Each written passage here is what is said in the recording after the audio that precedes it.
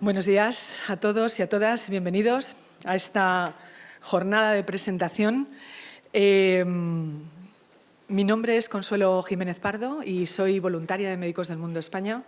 Actualmente formo parte de la Junta Directiva Estatal y me toca ocupar el cargo de vocalía de gestión de conocimiento y comunicación, tanto interna como externa de la organización. En esta mesa es un placer estar con todos ustedes y quiero daros la bienvenida tanto a los que estáis presentes como a las personas que nos están siguiendo a través de streaming. Vamos a realizar la presentación de dos proyectos a lo largo de la mañana y voy a estar con todos ustedes acompañándoos en la presentación de las mesas. Vamos a hablar sobre el proyecto de salud mental en atención primaria y el proyecto de Acción Salud. El primero de todos ellos es el proyecto que vamos a presentar sobre salud mental en población vulnerable y va a abordar el estado emocional que las personas titulares de derechos con las que nosotros trabajamos desde Médicos del Mundo pues van a identificar las principales barreras que encuentran en el acceso al Sistema Nacional de Salud. En el segundo estudio, que lleva el título de Aceptabilidad en la atención sanitaria a mujeres migrantes supervivientes de mutilación genital femenina o situación de prostitución, identificaremos recomendaciones y propuestas de actuación para la mejora dentro del Sistema Nacional de Salud. Antes de comenzar la sesión, queremos proyectar una píldora formativa dirigida a profesionales. Y quiero presentar, antes de nada, también de la píldora, a las personas que me acompañan en la mesa, que tengo a mi derecha a Joseba Txotegi, que va a estar con nosotros realizando posteriormente la ponencia marco, que se llama Síndrome de Ulises en población vulnerable. Bienvenido, Joseba. Y vamos a tener aquí a mi izquierda a Eva Gallego, que es la psicóloga referente de salud mental del Departamento de Programas Estatales y Autonómicos de Médicos del Mundo y que nos va a presentar el estudio Salud Mental en la población vulnerabilizada y la guía de intervención. Bienvenida, Eva, un placer, como siempre. Muchas gracias. Bien, pues de manera previa, antes de que nuestros ponentes comiencen, lo que vamos a hacer es, como comentaba, pasar la píldora, que tenemos un pequeño vídeo que tenemos para contextualizar el acto. Esta píldora que hemos realizado la proyectaremos el día 18 de diciembre, que coincide con el Día Internacional de las Personas Migrantes. Y es un vídeo realizado a partir de testimonios. Son 5 testimonios los que vamos a observar, en las que se va a abordar la influencia de todo lo que significa el proceso migratorio desde el punto de vista de salud mental. Conflicto armado, violencia de género, persecución ideológica por orientación sexual, identidad de género, pobreza, desigualdad, dificultades, violencias, vulneraciones, todo lo que se encuentran en su periplo migratorio y lo que se encuentran a la llegada al país de referencia, al país de acogida, como explotación, abuso, racismo, discriminación, entre otras situaciones. Al final de la misma, lo que vamos a hacer es recoger una serie de recomendaciones para realizar la intervención con un enfoque psicosocial. Así que vamos a ver el pequeño vídeo y escucharemos después a nuestros ponentes. Muchas gracias.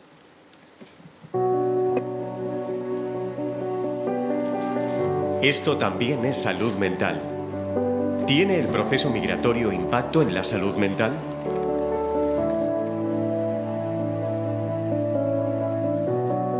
Daniela. Llegué hace 6 años porque falleció mi marido y me tocaba mantener la familia. Dejé mis 3 hijos con mi madre. Mariam. Con 13 años sufrí mutilación genital femenina. Fue un acto del que nunca me he sentido recuperada. Demba. Llegué a España cuando tenía 16 años. Mi padre nos abandonó a mi madre y a mí porque tenía otra familia. Bashira. A los 20 años, mi familia quiso forzarme a casarme con un hombre de 60 años. A mí nunca me han gustado los hombres. No me quedé más remedio que huir de mi país. Fue un viaje largo y complicado, en el cual sufrí muchas violencias. Ahmed. Conseguí quedarme escondido en un camión y llegar a Melilla. Yo era muy pequeño y delgado y me metía por sitios pequeños. Los meses allí fueron muy duros. Comencé a fumar y a tomar otras cosas para olvidarme de los problemas y poder aguantar. Estuve en la calle hasta que un día me convencieron para entrar en centro de menores. Vine hace 3 años para reunirme con mi marido, pero no ha sido como pensaba.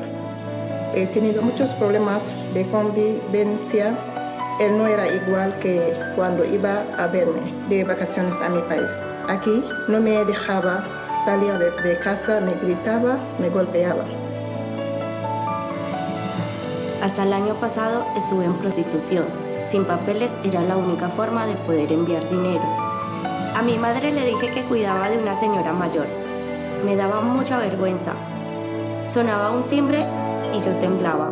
No tenía ganas de salir del cuarto. Es como una doble vida. A veces pienso cosas muy duras, no sé. Me sentía muy sola, sin nadie en quien confiar, sin que nadie me escuchara, sin poder dormir. Me sentía muy triste y vacía. Mi cabeza estaba llena de pensamientos malos y mi cuerpo lleno de dolor. Me quedé en la calle y enfermé de la cabeza. Estuve 16 días ingresado en psiquiatría. Nunca me había pasado antes. Me dieron medicación y estaba muy cansado. No tenía un lugar donde descansar. Andaba de lado a lado por los parques. Era como vivir encerrado en una cárcel libre. En el centro querían ayudarme, pero no les podía contar todo lo que me pasaba. Tenía muchas ideas en la cabeza, mucho lío. Tenía miedo y vergüenza. Un hombre que me ayudaba me dijo que no podía hablar de él con nadie. Me obligaba a hacer cosas que yo no quería. Y si decía algo, avisaría a la policía. Había días que ya no me importaba estar vivo o muerto. Tardé en poder tener una entrevista para pedir asilo, porque ni siquiera a la psicóloga ni a la abogada me atreví a hablarles de mi orientación sexual. Me dijeron que padezco una patología mental psicótica, esquizofrenia, además de trauma infantil y trauma migratorio, por lo que necesito atención psicológica y medicación. Me ha ayudado mucho participar en un grupo de apoyo de mujeres. Puedo expresarme y me siento acompañada. Compartimos experiencias y preocupaciones. Empecé con una psicóloga que hablaba francés en la fundación donde estaba acogida. Eso me ayudó. Aprender castellano me ha costado mucho porque mi cabeza no estaba bien. Me han puesto en contacto con una pequeña asociación LGTBI donde me siento acompañada y participo en algunas actividades culturales y deportivas. Me ingresaron y allí salvé mi vida. Si no, ahora estaría muerto, porque no sabía cómo parar. Lo pasé fatal. Tenía mucha rabia. Quería escapar.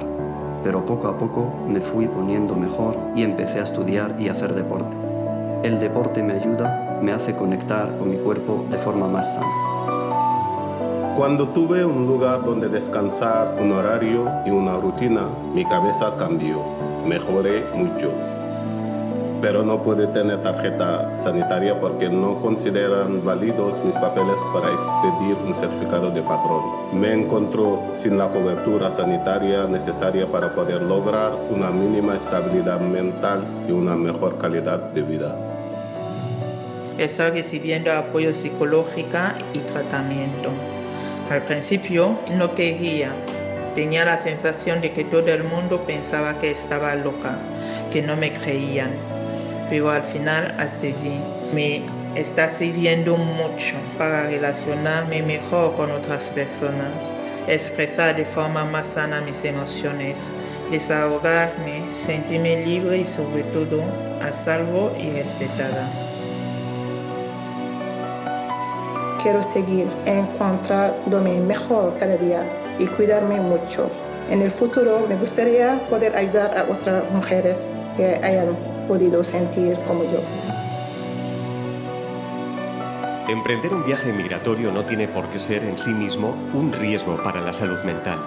Sin embargo, sí lo son las circunstancias que influyen en la decisión de emigrar, las experiencias violentas y traumáticas que muchas veces rodean el viaje, o las situaciones de explotación, abuso, discriminación y racismo del país de acogida. Desde Médicos del Mundo, subrayamos la necesidad de fortalecer la salud pública y dotar de recursos la atención en salud mental, y que estos recursos estén adaptados a las necesidades y el contexto de la población migrante vulnerabilizada. Recomendaciones. 1. Trabajar en red y conocer los recursos comunitarios. 2. Identificar factores de resiliencia. 3. Ampliar mirada y tener en cuenta el contexto. Hay muchos motivos para la falta de adherencia. 4. Establecer objetivos de intervención realistas teniendo en cuenta el contexto de la persona. 5. Atención individualizada. 6. Generar vínculos de apego que garanticen la seguridad, confidencialidad y comprensión. 7. Generar espacios informales y grupales. 8. Contar con servicios de mediación intercultural. 9. No juzgar, revisar prejuicios, no estigmatizar, no imponer una visión occidentalizada de la salud mental. 10.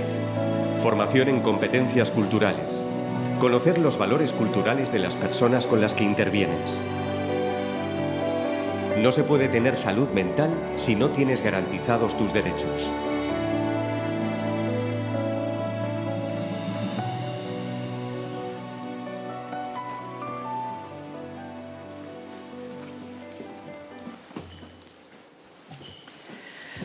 Bueno, nos ha dejado sin palabras, pero tenemos muchas palabras que decir al respecto, con lo cual vamos a dar paso a nuestros dos ponentes. Y bueno, una pequeña presentación de Joseba Atxotegui, que es médico psiquiatra y profesor de psicoterapia en la Universidad de Barcelona desde hace ya mucho tiempo. Describió el síndrome de Ulises para explicar la sintomatología psicológica que experimentan las personas migrantes y que abandonan sus países por causas dramáticas, ¿no? Además, es secretario, de nuevo reelegido otra vez, ¿no? de la sección de psiquiatría transcultural de la Asociación Mundial de Psiquiatría. Por lo tanto, un placer tenerte con nosotros cuando quieras, Joseba.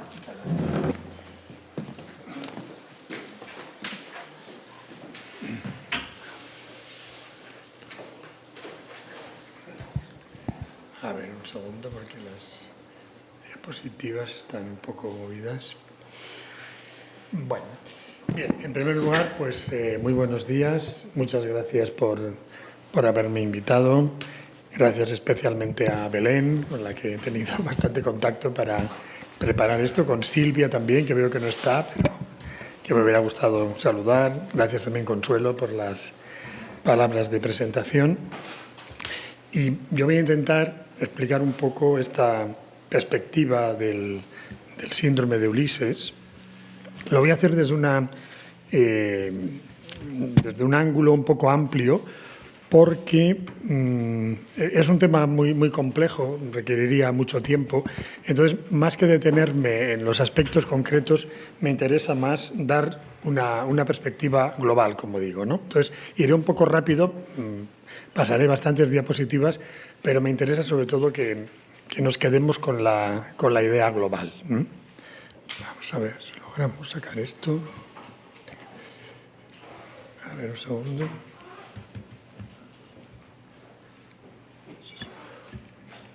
Vale. Bien, la primera idea, y yo creo que el vídeo lo recoge perfectamente, ¿no? Es toda la necesidad que tenemos de rehumanizar la migración, que está planteada de una manera en general pues muy economicista o desde una perspectiva muy demográfica y bueno, yo creo que eso es muy importante, pero al final los protagonistas de la migración son los inmigrantes, son personas, y entonces yo creo que es fundamental el tener en cuenta a este ser humano, que es el que realmente genera toda esta realidad de la migración. Yo suelo decir que no sé muy bien lo que es la migración, pero sé muy bien lo que es un inmigrante, ¿no? La migración es un constructo que ahí nos podemos perder, ¿no? Pero con un inmigrante mirándole a los ojos no te pierdes, ¿no? Enseguida estás viendo realidades muy, muy obvias y muy duras muchas veces, como habéis dicho, ¿no? Bien, los humanos somos buenos emigrantes. Science lo decía en un artículo reciente. Ya hay, hasta en las cuevas prehistóricas ya hay dibujos, ¿no? de gente ya viajando, de gente explorando. La Biblia misma nos habla, ¿no? del viaje de Abraham, cómo le transforma completamente y llega siendo otro, podemos decir. Es que la migración deja una gran huella en la persona. Hoy en día sabemos que hay genes del sistema dopaminérgico ligados a la capacidad de explorar, de buscar, que parece ser que están relacionados con el éxito en las migraciones. Eso es un tema evidentemente muy complejo y es muy reduccionista ponerlo así, pero tampoco podemos negar que existen ciertos datos, ¿no? Claro, nosotros sabemos muy bien que provenimos de África. Los estudios de ADN mitocondrial femenino, de cromosoma y masculino nos muestran un origen africano de casi toda la humanidad. Es decir, nuestra historia es una historia vinculada a todos estos viajes migratorios. Y entonces nos encontramos con que, bueno, este es el paisaje del que nosotros provenimos, en la costa este de África, pero paradójicamente hoy esta zona del mundo es una de las zonas que está viviendo una situación más dura y uno de los mayores campos de refugiados del mundo está justamente ahí, en esa zona de la que hace unos 100.000 años parece ser que salimos, lo que hoy constituimos la mayoría de la humanidad. Pero hoy no se puede salir de África. Nosotros pudimos salir hace 100.000 años, hemos generado civilizaciones, culturas. Hoy no se puede salir, hay unas barreras, muros. El propio Mediterráneo, que ha sido un mar de cultura, de civilización, de intercambio, es una barrera, es un muro. Entonces, como muy bien señalaba el documental, ¿no? El vídeo, pues la migración se ha convertido en algo muy duro para millones de personas. Y este es un poco el planteamiento, ¿no? Que antes era posible emigrar, era posible explorar el mundo y hoy en día el mundo está lleno de muros, de barreras. Un poco esto el propio documental ya lo ha explicado. Nosotros tenemos un equipo que trabajamos desde hace muchos años, prefiero ya no contarlos, en esta temática de migración y salud mental. Este es un libro que escribimos primero en los años 90 con investigaciones que ya habíamos hecho en los 80 y años después describí este síndrome de Ulises mostrando cómo habían empeorado las condiciones de la migración. Hemos podido hacer un estudio diacrónico y ver realmente pues, que emigrar cada vez es más complicado. Esto lo podemos ver con nuestros propios datos, no tenemos que ir muy lejos para buscar esta realidad. Bueno, todos conocemos las grandes migraciones que ha vivido España, por ejemplo. O sea, yo creo que en España tenemos una cierta cultura de lo que es la migración, porque pocas familias hay que no tengan personas que hayan llegado, marchado. Yo mismo soy de Bilbao y recuerdo haber ido a despedir a familiares míos que marchaban, que volvían de América. Esto forma parte un poco de la propia cultura. Y el problema está en que no es lo mismo emigrar en un barco, como emigraban mis familiares, que llegar en una patera. Este es el tema. No es lo mismo emigrar en condiciones difíciles, como estas, ¿no?, que emigrar pues, cuando tienes posibilidades de salir adelante, como ocurría con otras migraciones. Podemos hablar de miles de Titanics de los que nadie habla. Entonces, esta comparación es un poco la que me llevó a hacer el planteamiento del síndrome de Ulises. Y el mundo pues, está lleno de barreras, que, por ejemplo, la selva de Darién, que impide pasar desde el centro-sur de América hacia el norte. Ahora vengo de Colombia, ¿no? Y hay unos dramas tremendos en esta zona, pero en todo el planeta estamos viviendo este tipo de situaciones. Tenemos una asociación que se llama la Red Atenea, que es una asociación internacional de entidades profesionales que trabajamos con la migración en situación extrema, y los datos que tenemos de todo el mundo son muy parecidos. En todas partes los muros cada vez son más altos y cada vez hay más problemas. Por desgracia, ahí la globalización ha funcionado de una manera total y en todas partes es muy parecido todo. Bien, estas imágenes todas las conocemos. A mí me llama la atención esta imagen, ¿no?, en la frontera de Melilla, ¿no? Si le ponemos color a la imagen de abajo de los esclavos, es que no hay mucha diferencia, solo falta color, ¿no? Solo falta colorear la imagen, ¿no? Entonces, realmente estamos viviendo una situación dramática, ¿no? Y bueno, creo que es muy importante todas estas investigaciones que estáis haciendo para avanzar en el conocimiento de esta realidad y mirar de que esto quede atrás, ¿no?, como una pesadilla. También hay que tener en cuenta que en realidad el emigrante es un descolonizado, o sea, que está muy ligado al neocolonialismo. Incluso el trato que se da al inmigrante es muchas veces un trato muy parecido al que se ha dado en las colonias a los autóctonos. No es tan diferente. Esas colas terribles, ese desprecio por la cultura, es muy parecido. Estamos reproduciendo el modelo colonial con los propios inmigrantes, ¿no? Bien, yo diría que hay tres grandes diferencias entre las migraciones de los 80 y 90, que yo mismo he estudiado, y las de ahora. Hay unas rupturas familiares totales, ¿no? Esto no pasaba antes. Una exclusión social estructural para millones de personas y, lo que es peor todavía, se ha convertido hasta en delito emigrar, ¿no? O sea, es que esto ya es el colmo. Esto no había pasado jamás en la historia de la humanidad. Y el derecho a emigrar, pues es un derecho puramente formal, está en el artículo 13 de la Declaración de los Derechos Humanos, pero el verdadero pasaporte es el dinero. O sea, realmente la gente que tiene dinero no tiene ningún problema para ir por todo el mundo. Si cualquiera de los que estamos aquí nos compramos una casa en un país, nos dan los papeles. O sea, es que es así. Llevas 1 millón de euros, no tienes ningún problema. Entonces, es un derecho que está pues completamente convertido en puro papel mojado.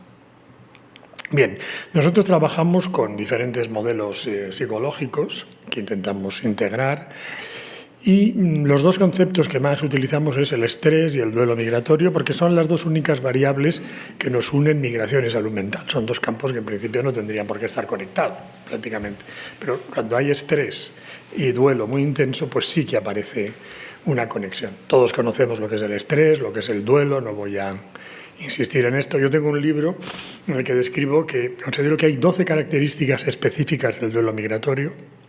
El duelo migratorio no es igual al duelo clásico que estudia Freud, que estudia en la psicología clásica, el duelo por la muerte de un ser querido. ¿Por qué? Pues porque cuando alguien muere desaparece, pero el país de origen del inmigrante no ha desaparecido y está interactuando con él. O sea, en realidad el duelo migratorio es un duelo por una separación, no por una desaparición del objeto. Entonces, los mecanismos psicológicos de elaboración son muy diferentes. Entonces, es un duelo que se hace recurrente, que dura toda la vida del sujeto, etc. No tengo tiempo de explicarlo. Aquí abajo está mi web, si alguien tiene, le puedo dar también alguna tarjeta luego si quiere. Aquí está toda la información muy ampliada, con libros, documentos, vídeos de lo que explico así muy telegráficamente. Este es el libro.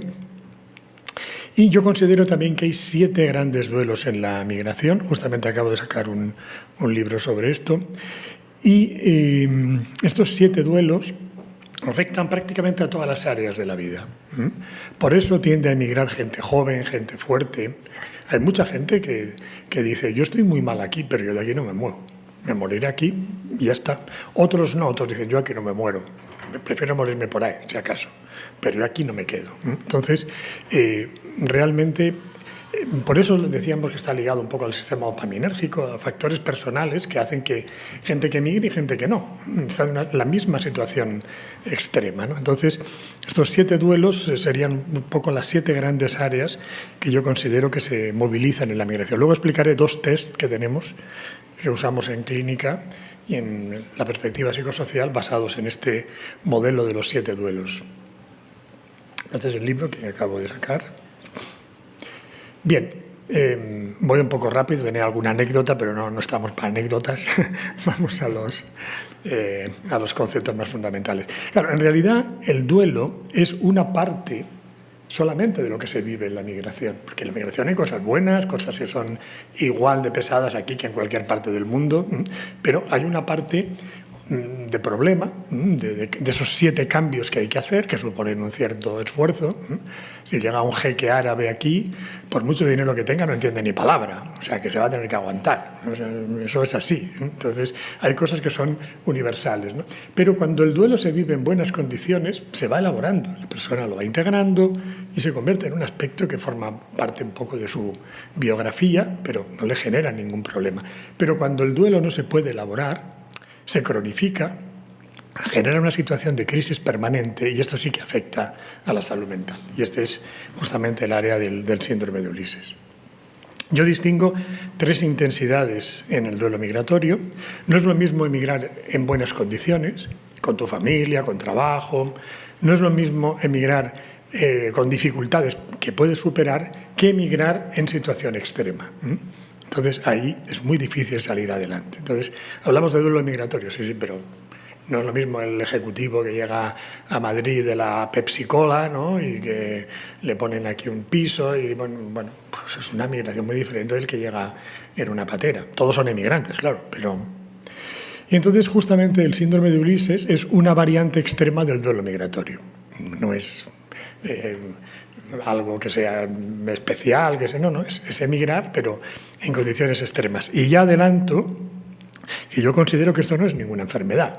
Esto es una situación muy dura que se vive, como pasa en otras situaciones de la vida, que hay problemas muy, muy grandes, pero estar pasando un mal momento no quiere decir que estás enfermo. Sí que puedes reaccionar de una manera que acabe en enfermedad, pero muchas veces pues, los humanos tenemos capacidad de resistir, ¿no? Hay un viejo dicho español que dice que Dios nuestro Señor no nos envíe todos los males que somos capaces de aguantar. Que tenemos una capacidad de aguante los humanos. Cuando nos ponen en el extremo aguantamos, ¿no? Entonces es vivir una situación extrema, que eso no es ninguna enfermedad, aunque evidentemente pues no estás de muy buen humor o, bueno, pues claro, normal, ¿no? Los síntomas son un intento de adaptación siempre, ¿no? a la situación que se vive. Bien, entonces hay 2 grandes variables muy importantes en el estudio de la migración y la salud mental. Una es la vulnerabilidad, que esto es justamente el vídeo nos lo explicaba, ¿no? Y el objeto, ¿no? de estas investigaciones que habéis hecho, la vulnerabilidad. Pero otras son los estresores, ¿no? Es decir, nosotros en nuestros modelos la vulnerabilidad la consideramos las limitaciones previas que tiene la persona que le van a ser un problema cuando llegue al país al que va. Y los estresores son los problemas que vive en ese país al que llega. Y ya os adelanto este test, que luego explicaré muy rápidamente, en el que tenemos los 7 duelos y en relación a cada duelo podemos ver qué intensidad están viviendo los inmigrantes respecto de la vulnerabilidad y de los estresores, ¿no? Entonces, es un modelo que nos permite ver bien qué riesgo tiene la persona desde el punto de vista de la salud mental. Bien, desde una perspectiva general, sabemos hoy en día que la patología psiquiátrica es universal, aunque evidentemente cada cultura le da su matiz, su tono, no es lo mismo una esquizofrenia en Europa que en la India, son más catatónicas, por ejemplo, en la India, pero eso no quiere decir que la estructura fundamental del trastorno no sea la misma. Y luego tenemos estos cuadros que se han llamado Bound Cultural Syndromes, que en realidad ahora han sido descartados ya hasta por el DSM-5, que mete trastornos hasta por centenares, ¿no? O sea que si al DSM lo saca, pues ya debe ser clarísimo que no está, porque lo mete todo, ¿no? Entonces aquí hay cuadros ligados a temas que, digamos, más culturales. Nosotros veíamos bastante DAT, por ejemplo, en Barcelona. Es un cuadro que se da en asiáticos, que son hombres que vienen a la consulta muy asustados, muy tristes, porque piensan que han perdido algo de semen y consideran que el semen es un gran reservorio de energía. Entonces se van a quedar sin fuerza, se van a morir, ¿no? Pero esto no es una cosa de los indios. Esto aquí en España se hacía igual. La masturbación te ponía enfermo, la gente se quedaba ciega. O sea que en realidad todos compartimos pues, los mismos temores, porque toda la humanidad tiene una historia común. Tampoco llevamos separados tanto tiempo y los trastornos mentales son una mochila que nos ha dejado la evolución, ¿no? Hay trastornos curiosos, la mayoría se han hecho en Asia, que no muestran más que la dificultad que tenemos los occidentales para entender lo que dicen otras personas, ¿no? Que es muy parecido a lo nuestro, pero enseguida lo vemos como muy así, ¿no? De todas maneras, hay uno muy curioso que se llama el karoshi, que se da en japoneses, y que son hombres a los que les da por trabajar y trabajar hasta que se mueren trabajando. Y esto sí que aquí en España no se ha visto en ningún caso.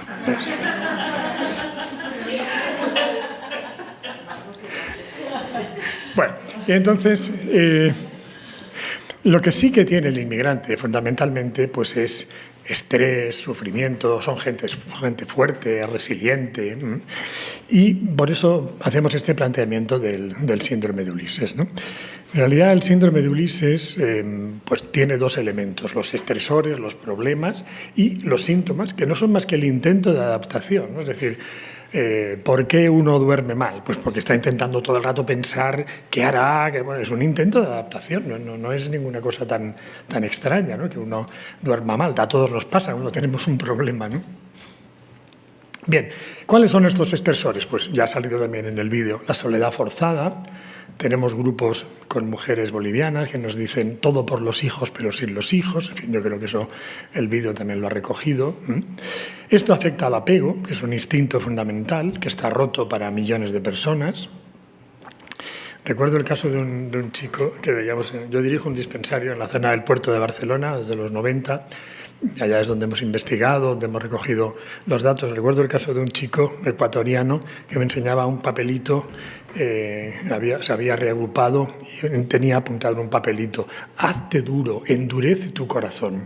Y él se lo iba repitiendo. No quería volver a acercarse a sus padres. Ya lo habían dejado una vez, la segunda no.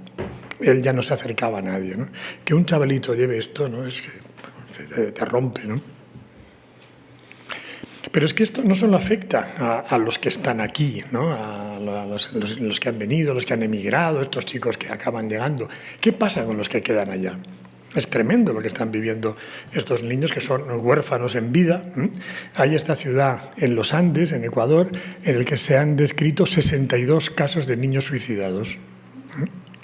Es decir, estos niños están siendo atendidos por parientes, por tíos, hay maltrato, abuso laboral, sexual. O sea, es terrible lo que está viviendo toda esta población. Nosotros vemos muchas veces lo de aquí, pero ¿qué pasa cuando un padre no cuida a un hijo, unos padres? Nadie los cuida igual, ¿eh? El pariente, el tío segundo, vete a saber qué pasa con eso. Entonces es dramático, pero los datos de los que quedan son realmente tremendos.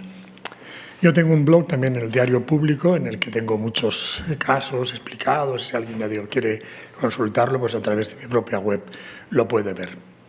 El inmigrante, además, es muy solidario. A mí es una de las cosas que siempre me ha impresionado más, ¿no? Los valores humanos que tiene el inmigrante. El inmigrante podría vivir mucho mejor, pero es que se quita la comida de la boca para enviarla a su familia. Es que podría vestir mucho mejor. Es que podría... Entonces, fijaros que Western Union, una de las empresas de envío de divisas, tiene más sucursales que McDonald's, Starbucks. Y yo lo que no entiendo es cómo hablamos de cooperación y se pueden cobrar impuestos o intereses por enviar dinero realmente de cooperación. Es asombroso que podamos tener este tipo de políticas, ¿no? Cuando va el dinero que va de bolsillo a bolsillo, ¿no? Que es el que puede crear riqueza, eso está grabado, ¿no? Eso es incomprensible, ¿no? Bien, todos conocemos las situaciones extremas en las que muchas veces están muchos inmigrantes hoy en día, pero luego está, y eso también ha salido, el tema del miedo, el terror que se vive en los viajes migratorios, ¿no? Aquí tenemos una patera, que no me va muy bien el puntero, aquí lo tengo, sí. Una patera que salió de aquí, de la costa del Sáhara, iba hacia Canarias, se pasaron y acabaron en Venezuela. todos carbonizados, meses después. Una especie de símbolo de qué puede estar pasando en las migraciones del siglo XXI. Pero esto se da en todo el mundo, como decía antes, ¿no? En Asia hay situaciones terribles. Bueno, ahora tenemos lo de Qatar, ¿no? que eso ha sido impresionante, ¿no? La gente que ha muerto ahí haciendo los estadios, ¿no? Este es un hombre butaca. Y esto sabemos, en el modelo de Maslow, que la seguridad es la segunda necesidad básica. Esto también lo decía el vídeo. Y entonces yo diría que estos estresores además están potenciados porque son múltiples, son crónicos, no los controlan, sabemos la importancia del control del estrés, son de gran intensidad, apenas tienen apoyo social, es decir, que no solamente son los estresores, sino que están potenciados y esto es lo que hace que sean realmente muy complicados de elaborar. Y por si las cosas no estuvieran suficientemente mal, muchas veces no intervenimos bien los profesionales. ¿Por qué? Porque todos conocemos mucha gente que banaliza estos temas y dice, bueno, pues oye, pues que no vengan y ya está, ¿no? Gente que te dice cosas así.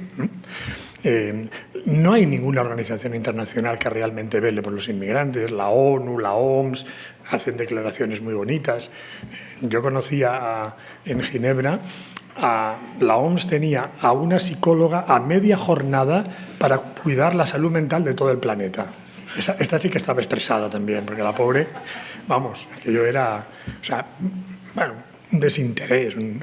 Claro, los países de origen se marcharon, los de aquí, oye, entonces, ¿quién protege a millones? Porque son millones de personas, ¿no? Pero luego, además, resulta que nos encontramos con que muchas veces los profesionales no entendemos lo que les pasa a los inmigrantes y tendemos, que esto ya lo decían también antes, tendemos a medicalizar, psiquiatrizar toda esta problemática, ¿no? Y medicalizar también, porque yo he visto cantidad de inmigrantes que han ido por unas molestias de estómago, han acabado operados. A mí también me molesta el estómago a veces, me operan. Es decir, que entramos en una espiral, ¿no?, de medicalización, ¿no? Ya sabemos cómo funciona la sanidad. El que va 5 veces al médico acaban haciéndole algo, ¿no? Entonces, problemas de comunicación y esta tendencia a medicalizar y sobre todo a psiquiatrizar, ¿no? Y convertir este estrés y este duelo en depresión, en trastorno adaptativo. Yo diría que en realidad el síndrome de Ulises es una forma de mobbing. Se le hace la vida imposible a alguien. En realidad no es más que un mobbing. Bien, en realidad hay que tener en cuenta también que hay tanta migración sur-sur como sur-norte. Miramos mucho la sur-norte, pero hay una migración tremenda también en sur-sur en muy malas condiciones. Todos conocemos estas imágenes del tren La Bestia, ¿no?, que cruza México. Muchas mujeres sufren una violencia tremenda. Es un estresor añadido ser mujer. Se recomienda ya un anticonceptivo antes de emigrar por el riesgo que existe de agresión sexual. Y los síntomas, pues son síntomas reactivos a esta situación. Pues claro, cuando uno está así, pues está triste, no está de muy buen humor, llora, pues está expresando lo que siente, pero esto no es una depresión. Si no hay apatía, ideas de muerte, inhibición psicomotriz, no se puede diagnosticar una depresión. Yo suelo decir, ¿cómo se puede diagnosticar depresión a alguien que está dispuesto a ir a buscar un trabajo a 20 kilómetros corriendo si hace falta? ¿Pero qué tipo de depresivo es ese? Los depresivos se quedan en la cama y no se levantan, ¿no? Entonces, no, hay un trabajo en la otra punta de Madrid. Oye, van andando. ¿Eso es un depresivo? Entonces, hay una hipermedicalización, ¿no? Evidentemente, pues cuando uno está así, pues está tenso, está de mala leche, está pensando en lo que le preocupa. Bueno, no sé, eso es adaptativo, ¿no? ¿Dónde está la enfermedad ahí, ¿no? Y luego hay mucha somatización. Sabemos que la cultura occidental separa mucho la mente del cuerpo y esto es negativo. Yo creo que la mayoría de las culturas lo integra y eso pues me parece que es mejor para la propia elaboración del sufrimiento. Y nosotros hemos investigado bastante el tema del dolor de cabeza, el tema de la cefalea, que es muy frecuente. Tenemos estudios que nos sale que casi el 80% de los que vemos con síndrome de Ulises tienen dolores de cabeza, hasta el punto de que propuse este nombre, inmigraña, migraña del inmigrante, para hacerlo más rápido, no escribir tanto, ¿no? Porque, curioso, las dos palabras tienen la misma raíz, migrar y migraña, cosas de la lingüística que no... Entonces, realmente nos encontramos con que es una expresión de este sufrimiento. Y esto, por ejemplo, el psicoanálisis, que ha investigado bastante estas cosas, pues dice cómo esta cefalea está relacionada con la agresividad reprimida, el intento de no pensar en los problemas.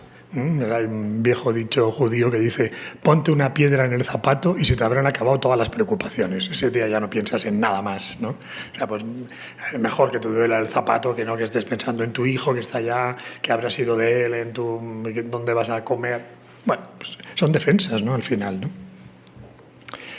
Bien, a veces están un tanto desorientados, confusos. Yo aquí también me recordó esta situación a esta famosa obra de teatro Esperando a Godot, ¿no? Como esta vivencia de la desesperanza, ¿no? De muchos refugiados, inmigrantes, sobre todo que llevan mucho tiempo sin salida, están como confundidos, bloqueados, confusos, pero a la vez esperando algo, ¿no? Como en esta obra de teatro Esperando a Godot, ¿no?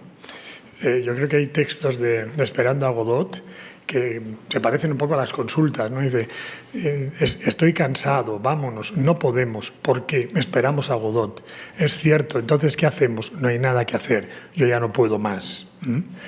Hemos llegado demasiado temprano, siempre al anochecer, pero la noche no cae. Y acaba la obra. ¿Qué? ¿Nos vamos? Sí, nos vamos, y se quedan quietos. Bueno, es esta situación de desesperanza. Beckett describe personajes que no renuncian a esperar nada, a esperar para nada. Personajes que notan un enorme cansancio. Esto lo vemos en las consultas. A veces también me lo han dicho, esto nos pasa también a los que atendemos a los inmigrantes, que también estamos desesperanzados, que no sabemos ni por dónde tirar. También vivimos este tipo de sentimientos, ¿no? Yo creo que a veces la literatura nos expresa mejor que los términos técnicos, ¿no? Realidades humanas tan dolorosas, ¿no? Y tan complejas como estas. Entonces, como digo, muchos refugiados y muchos inmigrantes traen estas situaciones así de confusión, de desorganización, porque son reactivas también a los problemas que están viviendo. Y luego, evidentemente, hay que respetar la cosmovisión de todo el mundo. Hay otras maneras de entender la enfermedad, que, por cierto, también aquí las hemos tenido, y todavía en España hay, pero mucha gente que va a curanderos, sí, o sea, que no me sorprende cuando se pone, como pues en España hay curanderos que tienen listas de espera tremendas, o sea que, no sé, creo que es bastante universal todo este tipo de planteamientos, ¿no? En todo caso, con cualquier persona que viene a la consulta, pues hay que entender su cosmovisión y respetarla, ¿no? Recuerdo de todas maneras un migrante que le preguntaba por el tema del mal de ojo y me dice: mire, doctora, a mí el mal de ojo no me viene del hechicero, ¿no? El mal de ojo me lo han hecho ustedes, las leyes que tienen aquí. Ese es mi mal de ojo. O sea, que diferencian muy bien lo social de lo cultural. Bien, entonces los datos, ¿qué nos dicen? Nosotros tenemos un instituto, Síndrome de Ulises, en Londres, que ahí podéis mirar en la web. Vamos recogiendo las investigaciones que se van haciendo en muchos países sobre esta problemática, y nos sale que alrededor del 15% de las personas que van a las consultas, tanto médicas como psiquiátricas, tienen un cuadro de este tipo. Cuadros así reactivos que no son trastorno, pero que están pidiendo ayuda y no se encuentran bien. Entonces, es un número, estadísticamente es grande, de gente pues, que tiene este tipo de problemática. En este centro pues, tenemos un servicio de documentación para los artículos que salen, asesoramiento, hay un correo, gente que quiere investigar en esto, pues nos escribe y le asesoramos. Bien, si alguien está interesado, pues lo puede mirar. Tesis doctorales. Como digo, solo un 15% de los inmigrantes tienen este tipo de problemática. El diagnóstico diferencial, ya lo hemos dicho. Hoy en día hay una tendencia también a considerar que todo es depresión, a sobrediagnosticar la depresión. Ya lo hemos comentado, la tristeza forma parte de la vida, es un elemento, bueno, forma parte de nuestra manera de relacionarnos, de afrontar las cosas, eso no es ninguna enfermedad. Hay un tipo de tristeza que sí que es patológica, pero es una parte solamente de lo que es la tristeza. Está en la literatura, está en el arte, la tristeza está en muchos sitios y no podemos renunciar a ella y convertirla toda en enfermedad. También, aquí para los psicólogos que pueda haber, ¿no? Es importante diferenciar el síndrome de Ulises de los trastornos adaptativos. El propio DSM dice que en el trastorno adaptativo ha de haber un acusado malestar superior al esperable dada la naturaleza del estresor. En el síndrome de Ulises hay una respuesta proporcional al estresor. No es exagerado. ¿Dónde está la alteración? Es un estresor extremo. Pues la respuesta es intensa. O sea, el trastorno adaptativo, o sea, que hay un señor que quería ser director y resulta que no ha podido y bueno, claro, pues no eres director, pues puedes seguir viviendo, ¿no? Te lo has tomado muy a mal, pero es un problema tuyo. Entonces, no es una respuesta a una situación extrema lo que recoge el trastorno adaptativo. También hay un sobrediagnóstico de trastorno por estrés postraumático. Hoy en día tendemos a considerar prácticamente que trauma es igual a trastorno por estrés postraumático. Yo creo que no se puede diagnosticar trastorno por estrés postraumático si no hay pensamientos intrusivos, conductas de evitación, apatía, y la mayoría de los inmigrantes que vemos no tienen ese tipo de cosas. Han venido en patera y cuando pueden se van a la playa. O sea, ¿dónde está el que no pueden acercarse al agua? Sin embargo, pues son muchas veces diagnosticados de trastorno por estrés postraumático. Bien, sin embargo, lo que sí que es un problema médico importante es el alcoholismo y las adicciones, que yo creo que es una respuesta ante una situación extrema. ¿Cuántos chicos vemos que han vivido una situación muy dura y empiezan a tomar sustancias? Porque no pueden más. Pero más riesgo que realmente de depresión, de psicosis, está en esto, ¿no? Entonces, paradójicamente, aquí tenemos, por ejemplo, en el alcoholismo, la idea de que es un tema cultural y está infradiagnosticado, ¿no? Entonces, tenemos que reevaluar un poco todo el tema de los diagnósticos, ¿no? Fijaros que hay países que tienen hasta esta señal de tráfico, de la importancia que tiene el alcoholismo en el mundo. Pero en España, por ejemplo, pues tenemos aquí la bodega quitapenas, ¿no? O sea, tenemos la idea de que el alcohol pues, es una cosa completamente natural, ¿no? Bien, entonces el síndrome de Ulises pertenece más al área de la prevención y podemos decir que es como una caña que se dobla al viento pero no se rompe. La ruptura sería la enfermedad, pero estas personas luego vuelven otra vez por su propia capacidad a ir adelante. Entonces, no se puede considerar que esto es un trastorno. Y el síndrome de Ulises pues, está en el centro entre lo que es el área de la salud mental y el área del trastorno mental. Y aquí el riesgo es medicalizar, victimizar, estigmatizar, pero por otra parte también banalizar. No podemos banalizar un sufrimiento que es muy importante. Y aquí es muy importante tener en cuenta, la obra de Foucault, por ejemplo, que nos hace ver el riesgo que tiene el diagnóstico psiquiátrico. El diagnóstico psicológico y psiquiátrico está muy ligado a la sociedad, al modelo de sociedad, al poder. Tenemos que ser muy autocríticos con el poder que nos delega la sociedad. Nuestro trabajo no es normalizar, sino liberar a la gente de sus problemas. Y muchas veces pues hacemos intervenciones mucho más normativas y no tanto de liberar a la persona. Creo que siempre vale la pena releer a Foucault. Foucault decía que había dos grandes colectivos excluidos, los locos y los presos. Yo diría que los inmigrantes indocumentados o inmigrantes en situación extrema son otro gran colectivo excluido en el mundo de hoy. Bien, esta idea del inmigrante como descolonizado, que creo que es muy importante tenerla en cuenta, y tener en cuenta también todo el pensamiento que se ha generado en todo el mundo, que tendemos siempre a mirar mucho solamente lo occidental, ¿no?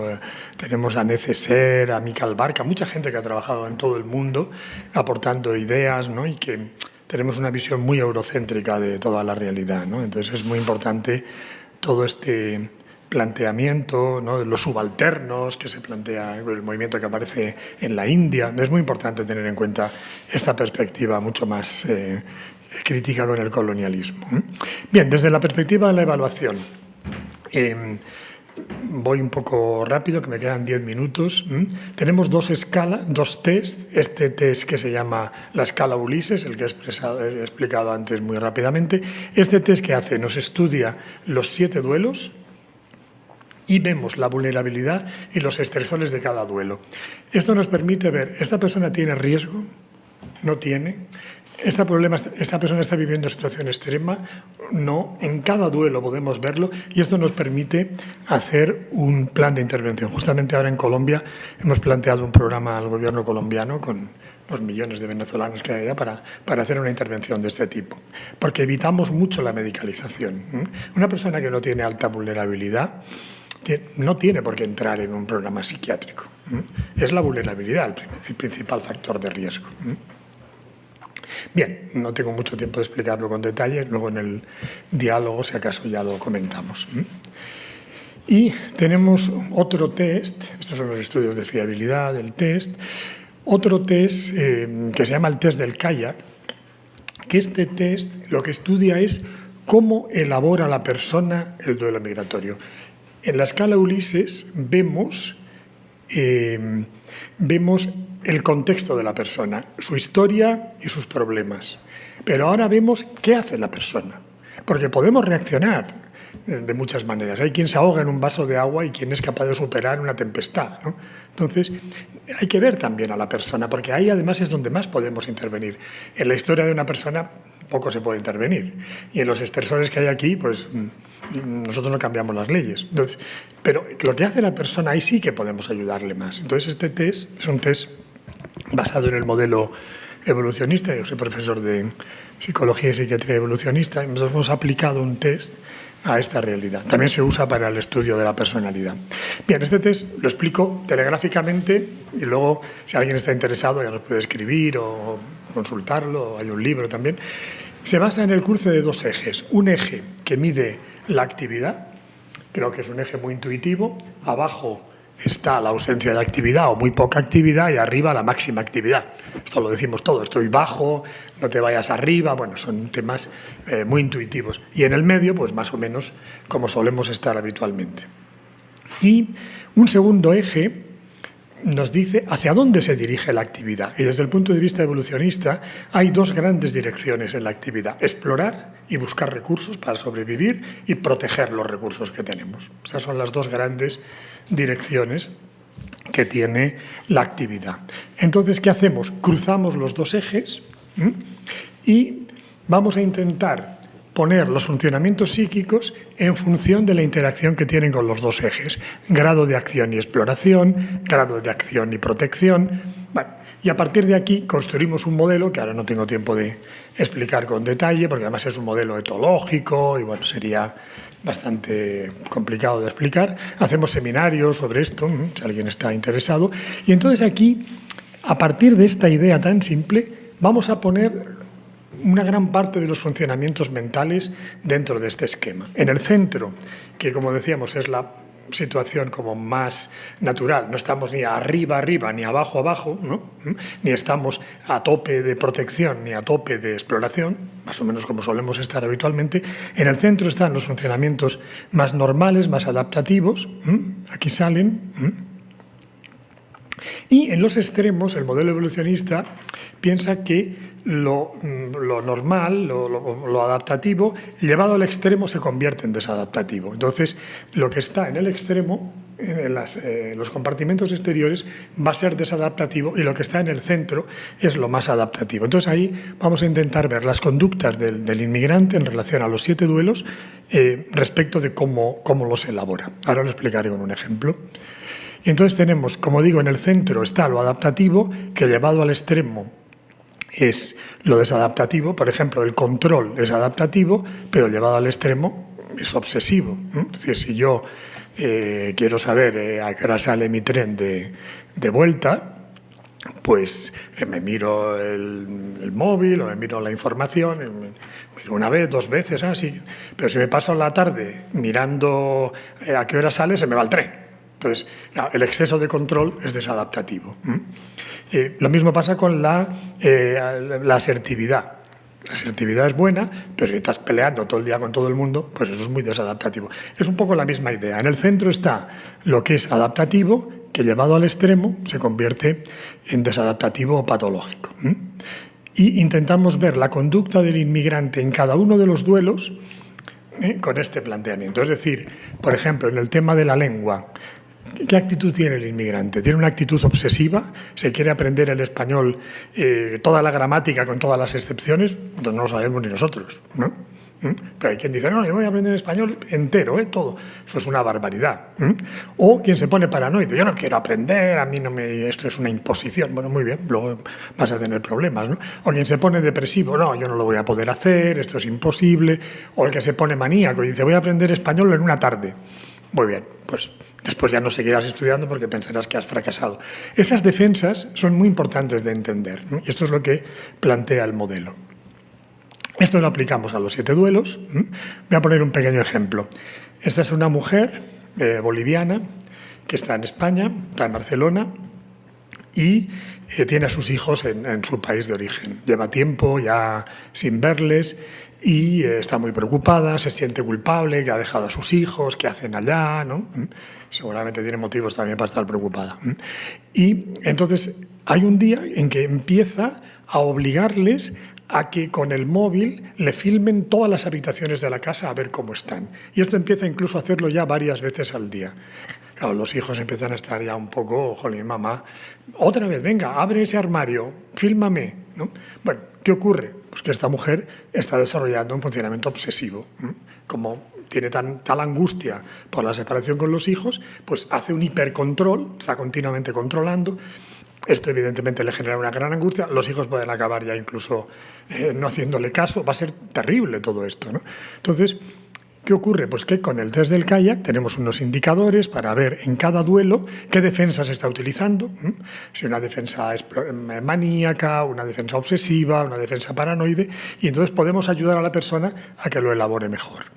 Entonces, en esta mujer, aquí ponemos en el centro, con el cuestionario, nos salen los funcionamientos adaptativos, podemos ver qué capacidad tiene de control, qué capacidad tiene de asertividad, pero también si esas capacidades están pasadas de rosca, se convierten en patológicas y le generan problemas. Por ejemplo, en esta mujer, este funcionamiento obsesivo y este funcionamiento depresivo.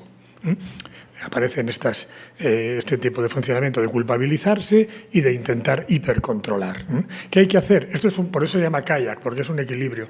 Tenemos que compensar esto desarrollando otras áreas que lo equilibren, es todo un interjuego y es muy interesante ese tipo de intervención. Si alguien está interesado, pues en mi web hay toda la información. Y ya para acabar, estoy casi fuera de tiempo, ¿no? Nada, pues la intervención viene de la evaluación. Yo creo que no se puede intervenir a ver qué hacemos, ¿no? Hay que tener una evaluación clara y entonces se interviene. Si sabemos que la persona tiene una alta vulnerabilidad, que la persona vive unos determinados estresores, que la persona utiliza unos determinados mecanismos de defensa, ahí tienes la intervención. Ya lo tienes. Entonces, una buena evaluación es la base de la futura intervención. Y este es el planteamiento. Yo tengo un libro también que se llama Inteligencia Migratoria y ahí hay planteamientos para intervención a nivel individual, a nivel grupal, a nivel físico, a nivel mental. Lo físico es muy importante también en una situación de un estrés muy grande, ¿no? Entonces, esta intervención ha de ser también social, mental. Bueno, hay toda una serie de estrategias para ayudar a elaborar mejor los duelos e incrementar la resiliencia. Este es el libro, se llama Inteligencia Migratoria. Y precisamente en el programa que tiene la Universidad de Berkeley, yo he sido 15 años profesor dando cursos allá sobre esto, en el modelo de la Universidad de Berkeley se pone en el centro el síndrome de Ulises y en un extremo está la salud mental y en otro extremo está la crisis de salud mental. Está en la frontera otra vez el inmigrante, la frontera esta vez del trastorno. Entonces es muy importante ayudarle para que no acabe en el lado de la enfermedad, sobre todo la adicción, ¿no?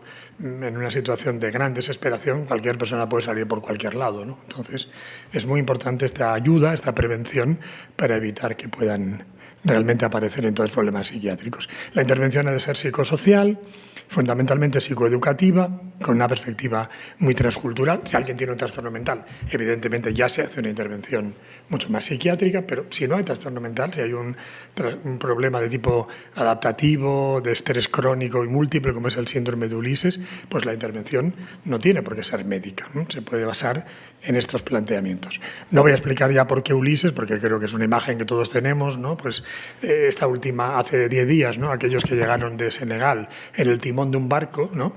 pues bueno, eso es el capítulo que le faltaba a la Odisea, ¿no? Realmente es impresionante, ¿no?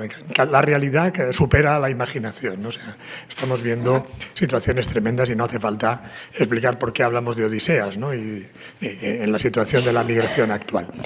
Muy bien, pues gracias por la atención.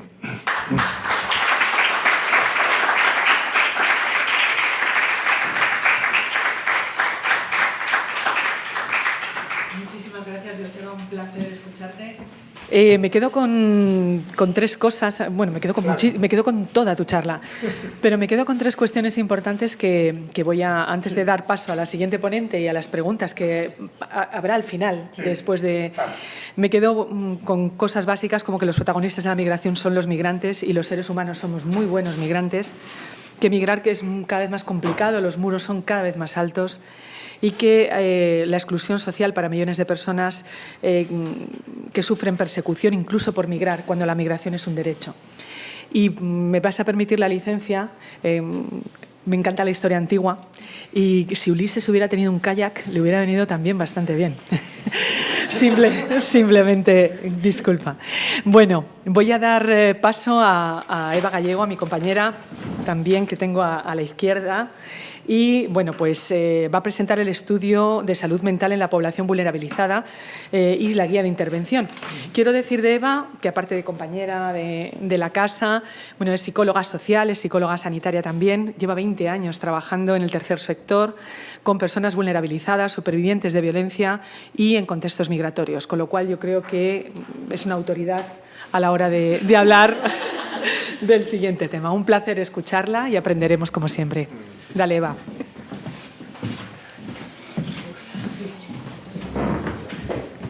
Bueno, ¿se me escucha bien? Parece que sí. Bueno, realmente se ha hecho bastante spoiler de lo que yo voy a contar, pero bueno, todo tiene un sentido y bueno, eso me relaja porque bueno, quizás hemos empezado por el final, hemos empezado por la píldora formativa que forma parte del mismo proyecto que el estudio que se va a presentar y que bueno, primero que todo quería agradecer a todas las personas porque bueno, en un espacio muy chiquitito se han condensado muchas cosas y eso es gracias a que, bueno, pues a que bastantes personas se han puesto a pensar y a colaborar en ello y desde aquí quiero agradecerlas, algunas están presentes y sobre todo, bueno, pues a las personas que nos han prestado sus historias y a las personas que nos han prestado sus voces porque era súper importante hoy, bueno, pues a todo esto ponerle historias y voces reales y sobre todo yo creo que el objetivo era dar voz a quienes muchas veces pues no la tienen, ¿no? Si no, al final esto se convierte en un espacio de personas, en su mayoría no migrantes en el momento actual, hablando de personas que han migrado en situación extrema. Bueno, dicho eso y después de escuchar a Joseba, bueno, pues estoy mucho más tranquila porque las recomendaciones están, las reflexiones sobre salud mental están y entonces lo que vamos a hacer es poner un poquito de contexto sobre el estudio y la guía que se presenta. Bueno, ambas cosas están enmarcadas dentro de un proyecto que bueno, se llama SMAPS 2022, Salud Mental en Colectivos Vulnerables y contribución a la Estrategia de Salud Mental del Sistema Nacional de Salud. ¿Por qué? Porque dentro de esa estrategia de salud mental una de las propuestas es coordinarse y coordinarse con las entidades que están al pie del cañón, con el tercer sector, pues para compartir conocimientos, ¿no? Porque bueno, ya sabemos que los recursos son limitados y si hablamos de salud mental, aunque parece que es un tema que está muy en el foco, quizás no se termina de traducir en inversión, ¿no? Me ha sacado una sonrisa Joseba cuando ha dicho lo de una psicóloga a media jornada para todo el mundo mundial. Yo creo que esa etiqueta define mucho de la situación en general de la salud mental, ¿no? Bueno, y con esto pues arrancamos. A ver, se pasa. Vale, bueno, pues el proyecto en el que se enmarcan estas actividades tiene como dos objetivos fundamentales. Uno es generar conocimiento, o sea, partir de lo que una entidad como Médicos del Mundo hace en el terreno, que es intervenir con personas vulnerabilizadas, ver de esa intervención qué conocimientos podemos extraer, y luego, por otro lado, el otro objetivo es fortalecer al tercer sector y desde él también colaborar siempre con el sistema público al que en ningún caso se pretende sustituir, sino complementar. Bueno, de ahí este proyecto, bueno, lo que ha pretendido hacer es un diagnóstico de la situación, de las necesidades asistenciales de salud mental de las personas con las que a nivel estatal se interviene desde Médicos del Mundo. Y bueno, pues de ahí realizar un informe, materiales de sensibilización como la píldora que hemos visto al inicio y una guía metodológica con reflexiones y propuestas pues, para la intervención. Bueno, pues dentro de las actividades de difusión está la jornada de hoy y, por supuesto, pues todo este conocimiento también será revertido de forma interna en las personas que están ahí a pie del cañón y en la intervención que realiza Médicos del Mundo. Vale. Para ello pues han participado compañeras y compañeros de distintas sedes autonómicas, en este caso Gran Canaria, Melilla, Mallorca, Valencia, Vigo y Zaragoza. ¿De qué contexto de intervención estamos hablando? ¿De qué perfiles de personas? Bueno, pues por un lado tenemos un perfil de personas sin hogar, mujeres fundamentalmente en situación de prostitución, personas migrantes en situación de vulnerabilidad, y yo añadiría extrema, y niños y niñas migrantes no acompañados. ¿Vale? Las intervenciones que con estos colectivos está desarrollando Médicos del Mundo son también muy diversas a nivel salud mental, desde a través de centros de día, incorporando personas voluntarias, en contextos informales, incluso trabajo de calle, atenciones por parte de psicólogas sanitarias, o sea, hay una diversidad de situaciones a ese respecto. Vale. Vale. ¿Qué es lo que se ve mal el PowerPoint? Pero no pasa nada. ¿Qué es lo que se ha hecho fundamentalmente? Por un lado, recoger información de las personas, con una muestra de las personas con las que se interviene a través de unos cuestionarios que se diseñaron al respecto sobre salud mental y situación social de estas personas y necesidades asistenciales en salud mental. Luego se generaron unos espacios que llamamos espacios relacionales, que ha sido una iniciativa, la verdad, muy enriquecedora. Aquí estoy viendo a dos compañeras que han participado en estos espacios y yo creo que podemos estar de acuerdo en que han sido espacios difíciles de organizar a nivel logístico, pero luego han resultado espacios muy interesantes y muy sanadores porque en ellos hemos juntado a personas titulares de derechos, personas con las que se interviene, con profesionales sanitarios y de la salud mental y les hemos puesto a debatir, a intercambiar impresiones sobre las necesidades, sobre las dificultades y yo creo que ese proceso para todos los perfiles ha sido bastante sanador. De ahí ha habido una reflexión entre las y los profesionales que estábamos involucrados en el proyecto sobre las necesidades, las necesidades y un poco la interpretación de esos datos que recogíamos y de ahí han salido unas reflexiones para la intervención. Esa es un poco la lógica de todo. Vale. ¿Y todo esto por qué? Yo creo que va muy en la línea de la ponencia anterior, ¿no? Aquí voy a utilizar una metáfora de un psiquiatra del siglo pasado, siglo XX, que está aquí al lado. Y es que, visto por los otros peces que no ven el sedal, el pez que ha mordido el anzuelo hace cosas inexplicables, movimientos locos, ¿no? Convulsiona. Pero si somos capaces de ver el anzuelo y el sedal, entendemos que lo que está haciendo el pez tiene un propósito y tiene un porqué, escapar de esa situación, cosa que además a veces consigue, ¿no? Si los otros peces no ven el sedal y el anzuelo, probablemente se extrañen, huyan, ¿no? Y creo que es una buena metáfora para explicar las reacciones y los trastornos de salud mental en personas que están en situaciones de extrema vulnerabilidad, ¿no? Muchas veces vemos el comportamiento o vemos la etiqueta diagnóstica, pero no es muy visible ni el sedal ni el anzuelo. Y el objetivo un poco del proyecto era poner el foco ahí, ¿no? En qué es lo que está pasando y qué es lo que explica estas reacciones. Luego volveremos a repescar al pez. Bueno. En cuanto a los cuestionarios que os habíamos comentado, se ha recogido información de 240 personas titulares de derechos, todas ellas, o su gran mayoría, con una vinculación directa a actividades de acompañamiento psicosocial en Médicos del Mundo. No se les pasó tal cual el cuestionario, sino que la información se ha recogido a través de la intervención directa y a través de entrevistas con psicólogas, psicólogos entrenadas para ello y con un vínculo previo con las personas. Ahí se recogían más de 100 preguntas, tanto sobre aspectos sociales, la situación de salud mental y posibles barreras de acceso a los recursos públicos de salud mental, tanto subjetivas como objetivas. Perfil de las personas participantes, ¿de quiénes estamos hablando, no? Pues estamos hablando de una mayoría de mujeres, qué sorpresa. Y si veis el perfil de edad, pues es prácticamente todo el mundo en edad laboral, prácticamente toda la muestra de personas menores de 65 años y, un porcentaje importante de menores que prácticamente en todos los casos son niños y niñas migrantes no acompañados.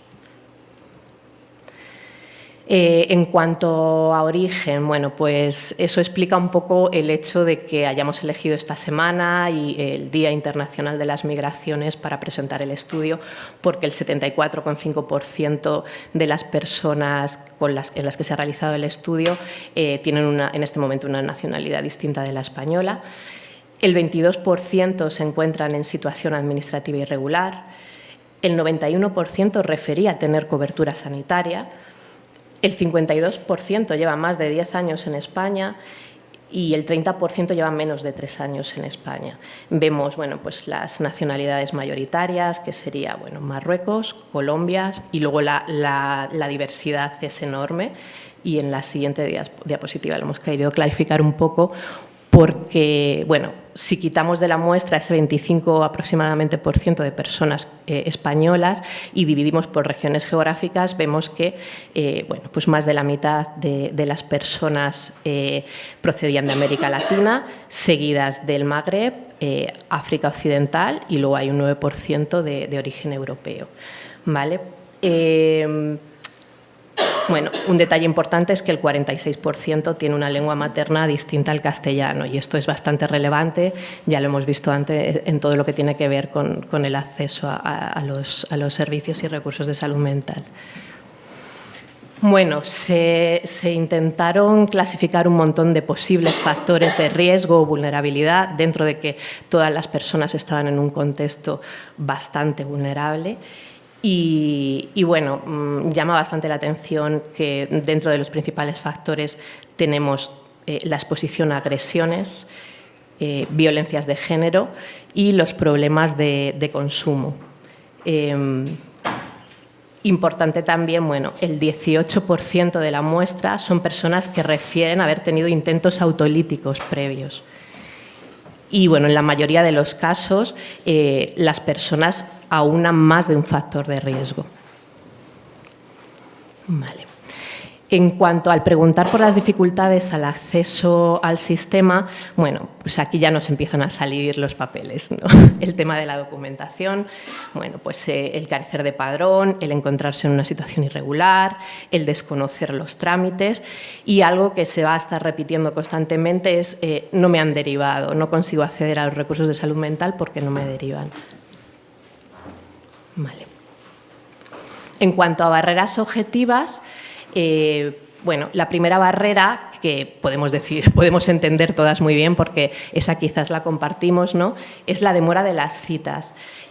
La cuestión es que el impacto de esa demora, el hecho de que tarde más de 15 días en que me pueda ver un médico en la sanidad pública, tiene un impacto distinto dependiendo de la situación en la que me encuentro. Si mi situación es inestable y extremadamente vulnerable, esa demora puede hacer imposible el acceso, ¿no? Además, vemos Otra de las barreras es la brecha digital, dificultades para la traducción y si las interseccionamos pues, puede hacer completamente imposible, muy, muy complicado el acceso. Vale. Bueno, si ya vamos concretamente a salud mental, bueno, pues aquí ya vemos la principal barrera percibida es que no se consigue que sean derivados a salud mental. Las esperas en las citas, bueno, son muchos factores que son compartidos por la población en general, pero que en el caso de una persona con impactos traumáticos, con barrera lingüística, con una situación social inestable, pues hace muy, muy complicado el acceso. Vale.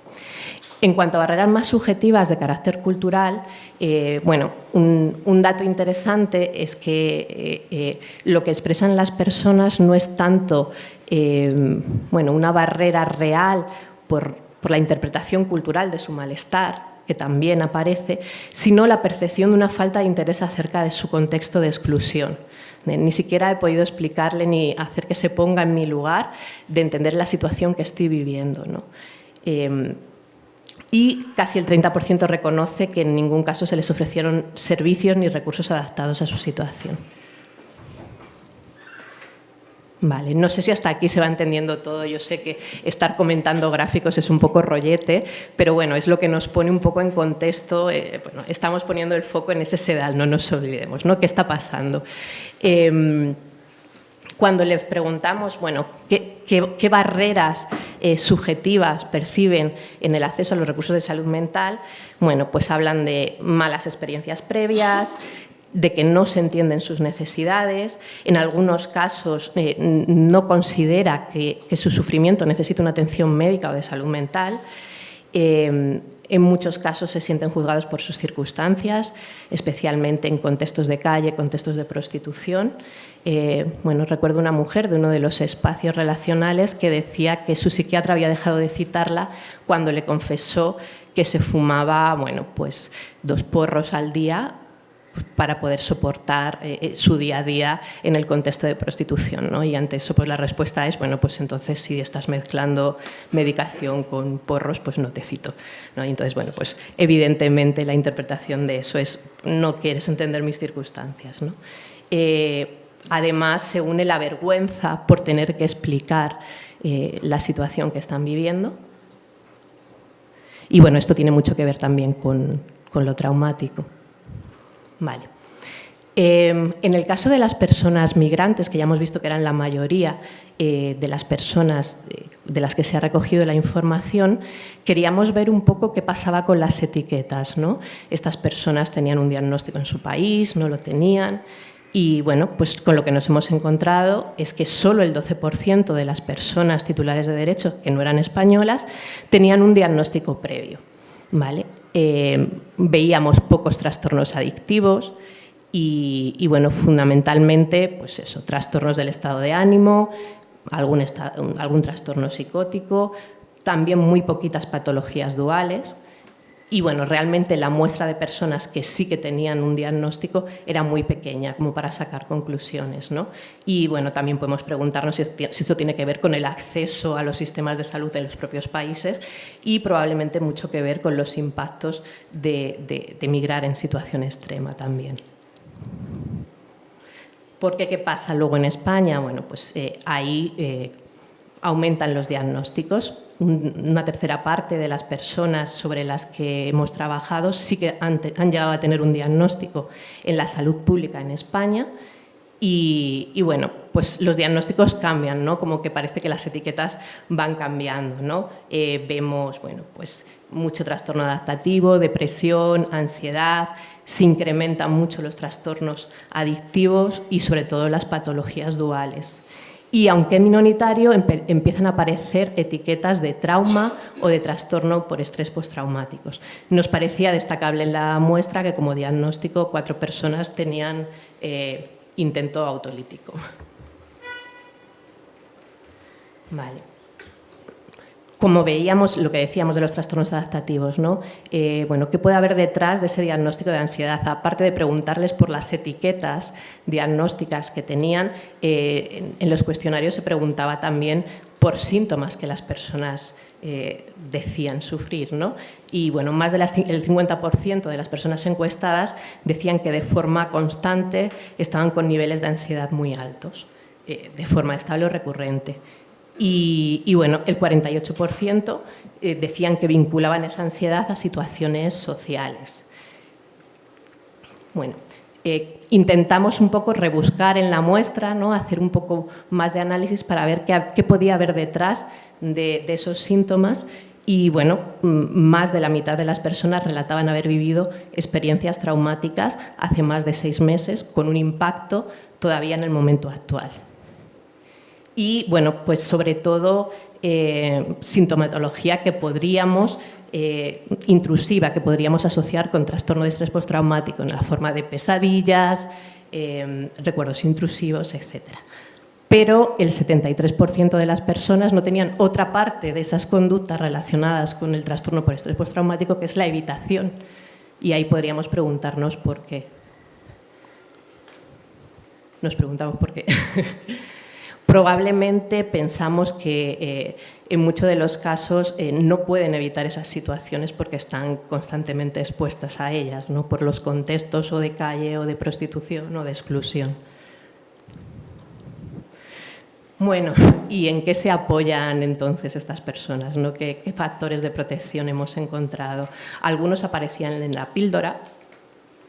Bueno, sale la entidad social como un factor de protección, ¿no? El hecho de encontrar un espacio donde ser escuchados, donde relacionarse con otra gente y bueno, sale la red familiar, la espiritualidad y, por supuesto, el tener las necesidades básicas cubiertas, ¿no?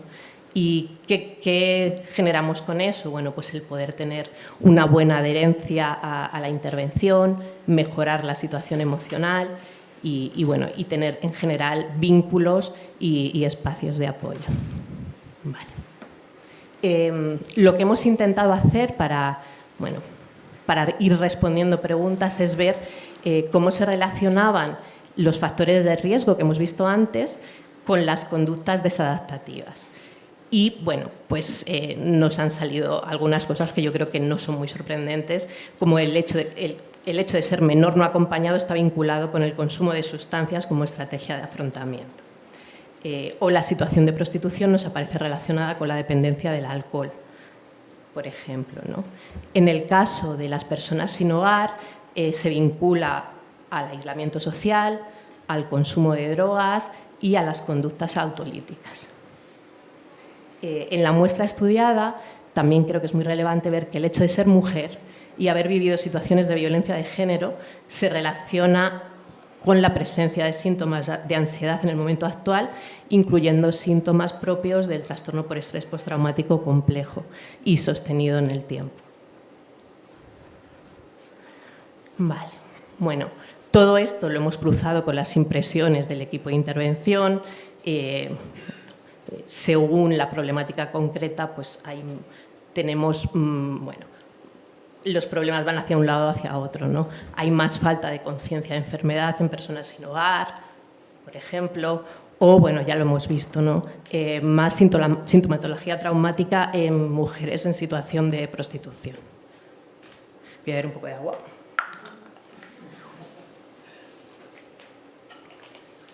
Porque los datos es como... Bueno, en general, por resumir, lo que nos encontramos son personas cansadas de repetir su historia una y otra vez, con riesgo de sufrir revictimización, pero con la necesidad de tener un espacio seguro en el que ser escuchadas y no juzgadas.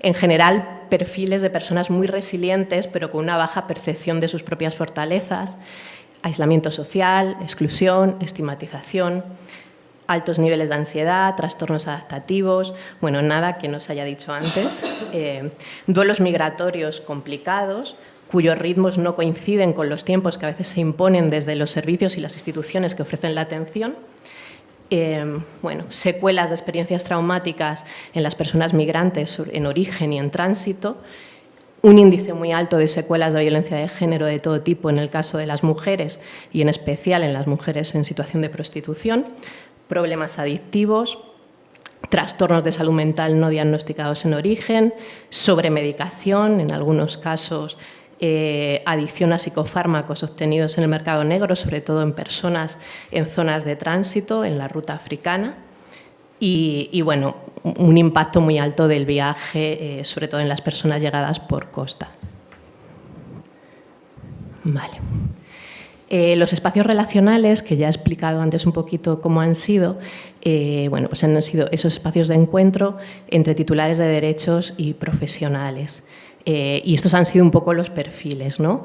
Bueno, de titulares de derechos más o menos los mismos que os he comentado, y en cuanto a profesionales han participado psiquiatras, tanto de urgencias hospitalarias, de centros de promoción de la salud, coordinadores de salud mental, MIR de psiquiatría, psicólogas de centros de menores, voluntarias de Médicos del Mundo, trabajadoras sociales, de servicio de prevención del suicidio, de un centro de menores, enfermeras especialistas en salud mental, algún MIR de medicina familiar y comunitaria y un jefe de servicio de medicina interna. Bueno, ¿qué dificultades se han identificado en estos espacios? Pues por parte de los profesionales, bueno, pues una queja al enfoque exclusivamente biomédico, una saturación clara de los recursos de salud mental, listas de espera, un déficit de profesionales y falta de formación específica en profesionales que deben detectar, contener y derivar, sobre todo en la atención primaria.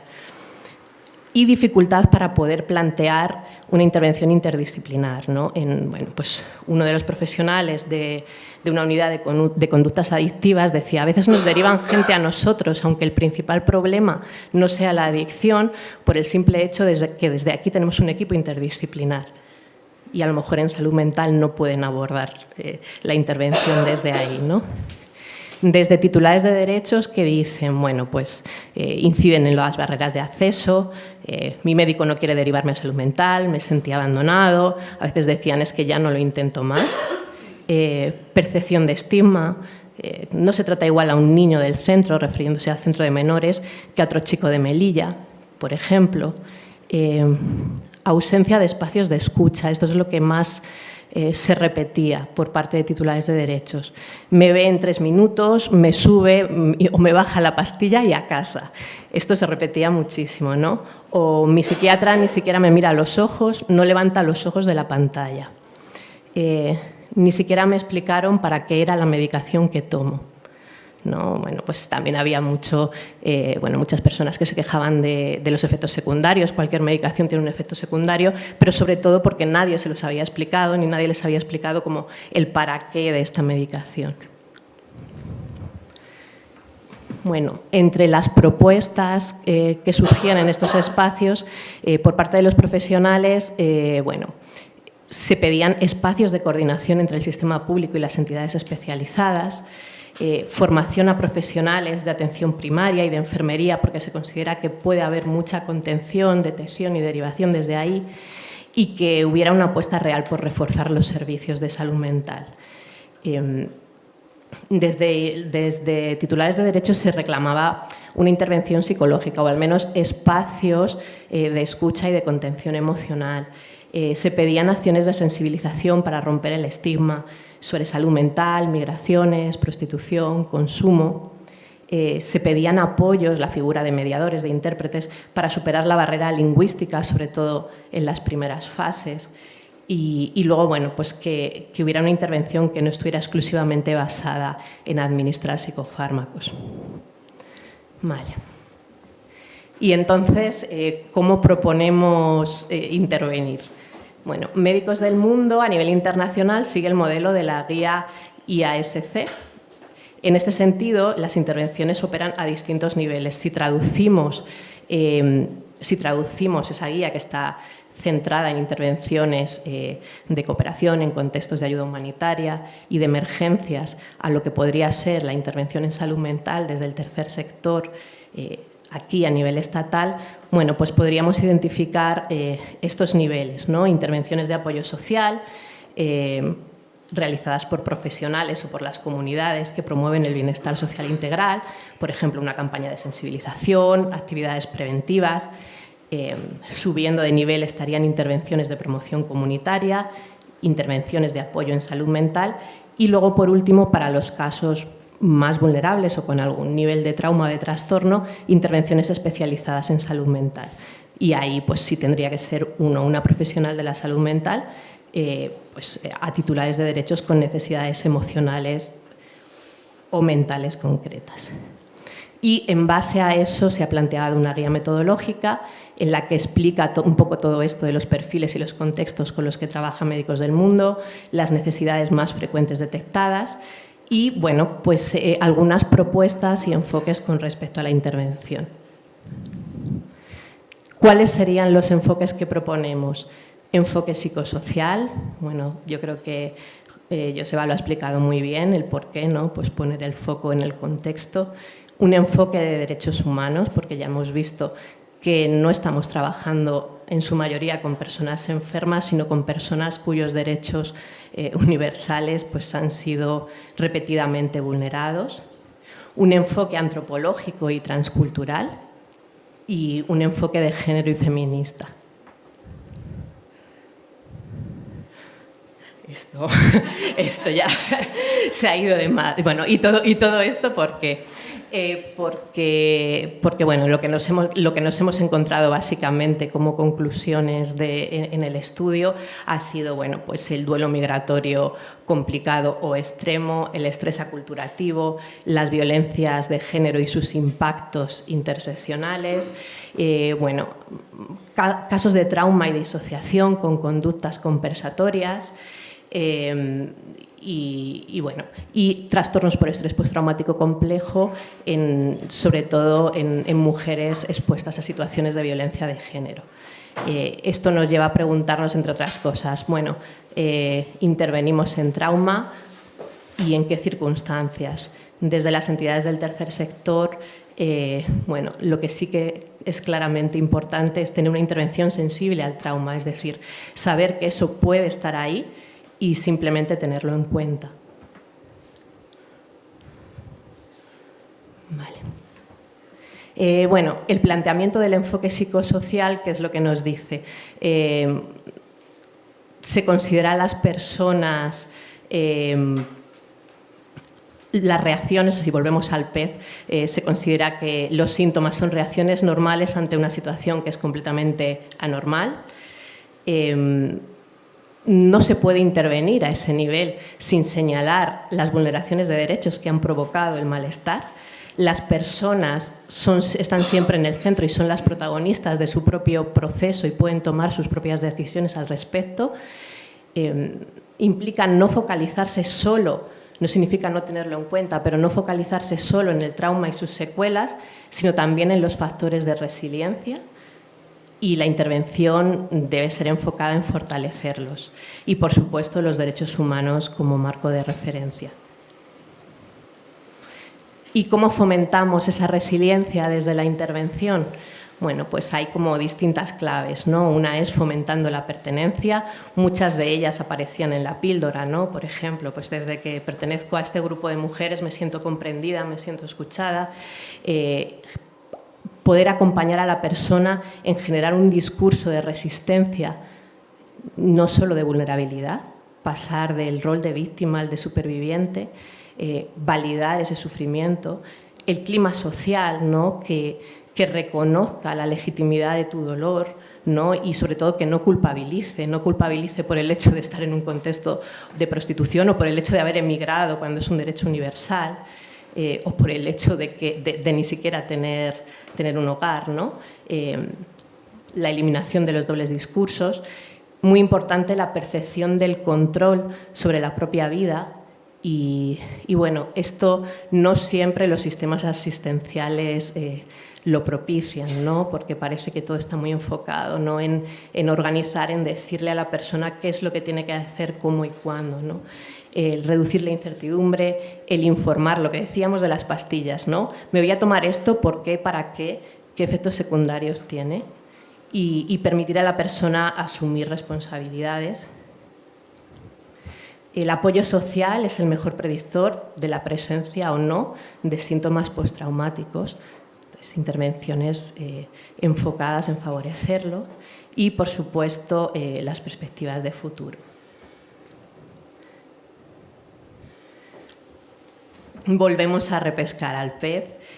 Bueno, un artículo reciente de Alberto Fernández Liria decía que bueno, hay un cambio de paradigma en la forma de entender los problemas de salud mental y volviendo a la metáfora del pez, la división de psicología clínica de la Sociedad Británica de Psicología hablaba de un nuevo enfoque para hacer visible ese sedal y lo llama marco de poder, amenaza y significado. La corriente hegemónica de la salud mental de las últimas décadas lo que nos decía es qué alteración del sistema nervioso, qué avería tiene esta persona, ¿no? ¿Qué le pasa? ¿Por qué se comporta así? Y la nueva propuesta implicaría cambiar las preguntas, ¿no? Los espacios de intervención, ya sean desde el ámbito público o desde el tercer sector, tienen que permitir preguntar qué te ha pasado ahora y antes, cómo te ha afectado, qué significado le diste en su momento y qué tuviste que hacer para sobrevivir. A estas preguntas, desde esa perspectiva psicosocial, podríamos añadir dos, que sería cuáles son tus fortalezas, con qué recursos cuentas, cuál es tu historia y cómo podemos entender esto dentro de tu biografía, ¿no? La reflexión que podemos hacer es si, bueno, desde los sistemas de salud pública, incluso desde el tercer sector, tenemos espacios para realmente acompañar esas preguntas y reconstruir esos relatos. Para terminar, bueno, pues otra metáfora, ¿no? Y es que, en este caso es de un antropólogo, Maurice Godelier, que hablaba de que en todas las culturas hay como 3 categorías de objetos, ¿no? Estarían los objetos moneda de intercambio, los objetos preciosos a los que se les otorga un mayor valor simbólico y los objetos sagrados. Lo mismo pasa con ese relato de las personas, ¿no? Hay palabras moneda que son, bueno, pues de intercambio fácil y habitual y en este caso pues pueden ser saludos, información pública, protocolos, ¿no? Instrucciones, palabras preciosas que tienen un mayor valor simbólico como es el hablar de sentimientos y palabras sagradas que son las que raras veces se comparten, ¿no? Que tienen que ver a veces con el dolor, con el estigma, con la vergüenza. La pregunta con la que me gustaría terminar es si estamos ofreciendo palabras moneda esperando que las personas en situación de vulnerabilidad expongan sus palabras sagradas, ¿no? Y si eso lo que hace es perpetuar una desigualdad de poder. Y bueno, hasta aquí.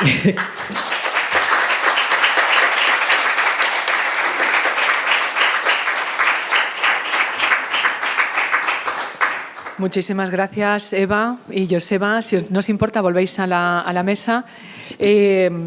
No sé, me ha encantado, las metáforas son preciosas, pero esta última es verdad. ¿No estaremos ofreciendo palabras moneda para intentar conseguir palabras sagradas? Quizá es la pregunta.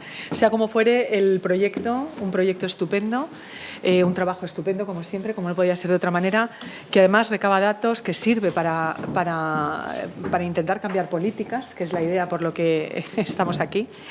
Y bueno, pues me quedo con una cosa importante, que es la necesidad de coordinarse y de colaborar con el sistema público de salud, no para intentar sustituirlo en ningún caso, no es el objetivo, sino para complementarlo, ¿no? Que ese es un poco el objetivo de esta mesa y de este día.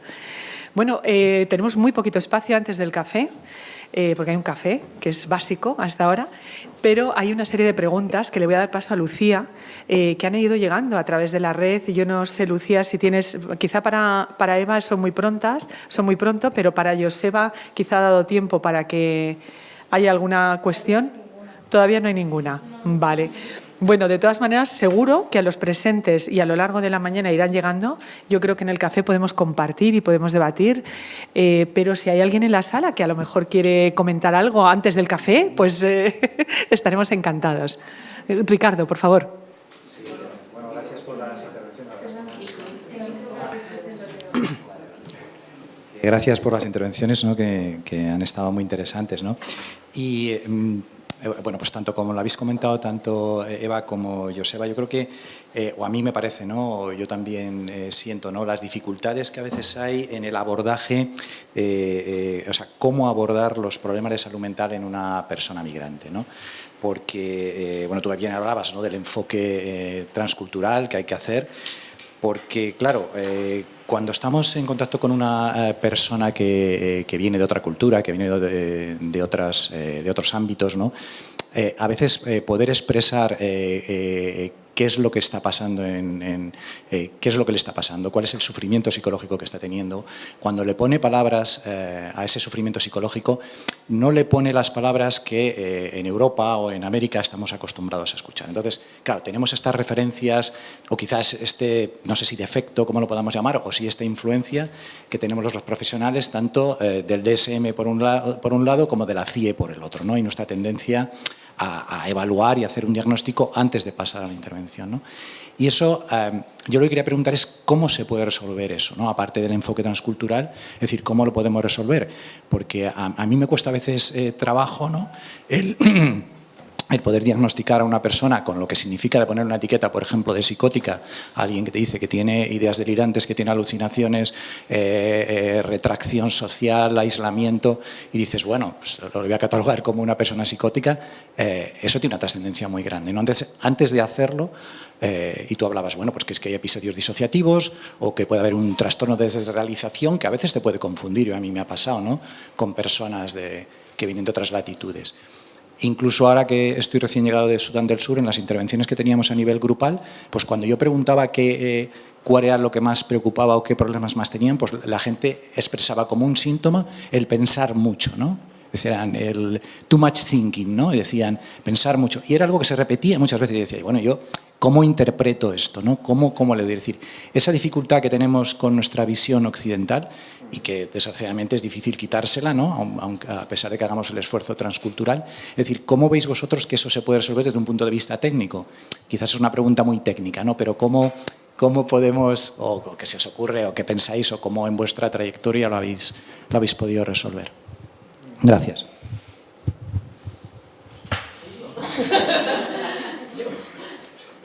Sí, es una pregunta un poco amplia, ¿no?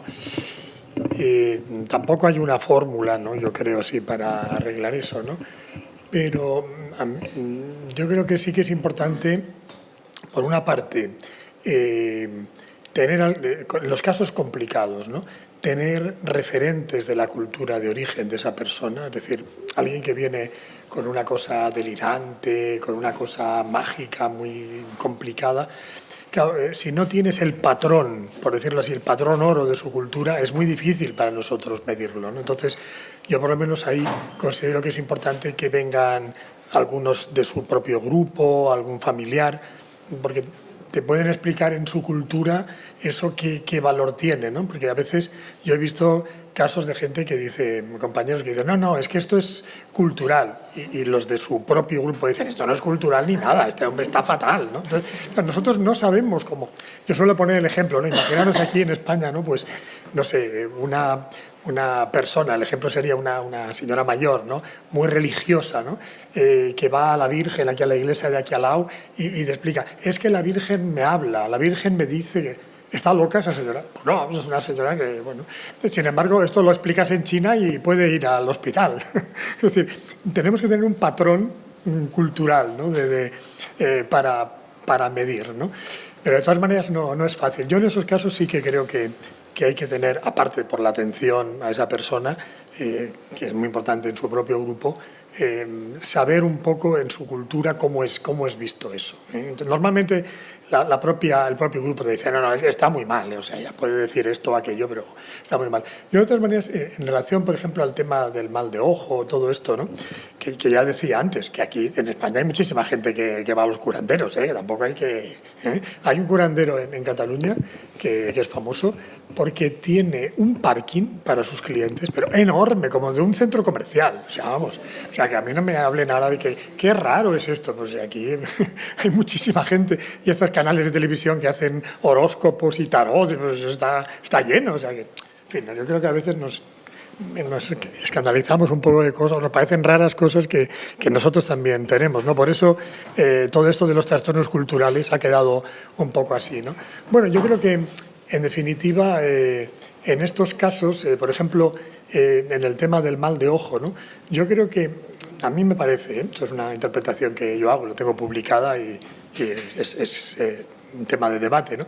Pero yo creo que cuando, por ejemplo, una persona te viene diciendo que le han hecho el mal de ojo y no lo puede solucionar, ahí es donde está el problema. Porque todas las culturas generan culpas, pero buscan rituales y métodos para solucionarlo. Y la gente lo hace. Aquí teníamos el pecado y vas al cura, vale, adiós, ¿no? Pero había quien salía de la confesión diciendo, no, a mí no me han perdonado los pecados. Ese es el obsesivo, el enfermo. El otro no, el otro se va. La gente que resulta que el mal de ojo no lo arregla nunca, es que tiene un problema, porque toda cultura tiene también la resolución de los problemas que genera.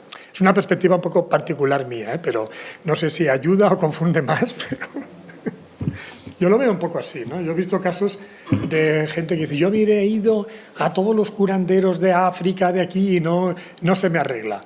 Hombre, hay algo más, ¿no? Porque la otra gente se lo ha arreglado, ¿no?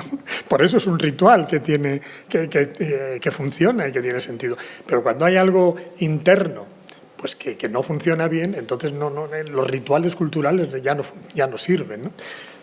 Pero eso se tendría que estudiar mucho más, yo creo, ¿eh? Sería una línea, como tú planteas, importante para todos, para continuar investigando. La perspectiva antropológica, ¿no? de las situaciones y de todo lo que tiene que conllevar una actuación. ¿Alguna pregunta más, Feli? Perdona, perdona, ¿cómo te llamas? Odán.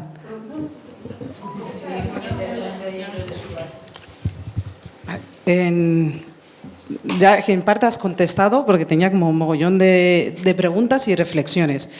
Yo, por suerte y no suerte, por el trabajo que hago, ayer mismo tenía un caso de violencia de género donde a la mujer le están diciendo desde su país de origen, te están haciendo el mal de ojo porque se ha separado de su maltratador, y la psicóloga me decía, Odán, como mediadora, ¿cómo yo me puedo acercar con ella? Porque ella ya una vez entró en una casa de acogida y ya salió de la casa de acogida porque sintió que el mal de ojo de su país de origen, que le había hecho el maltratador, funcionó.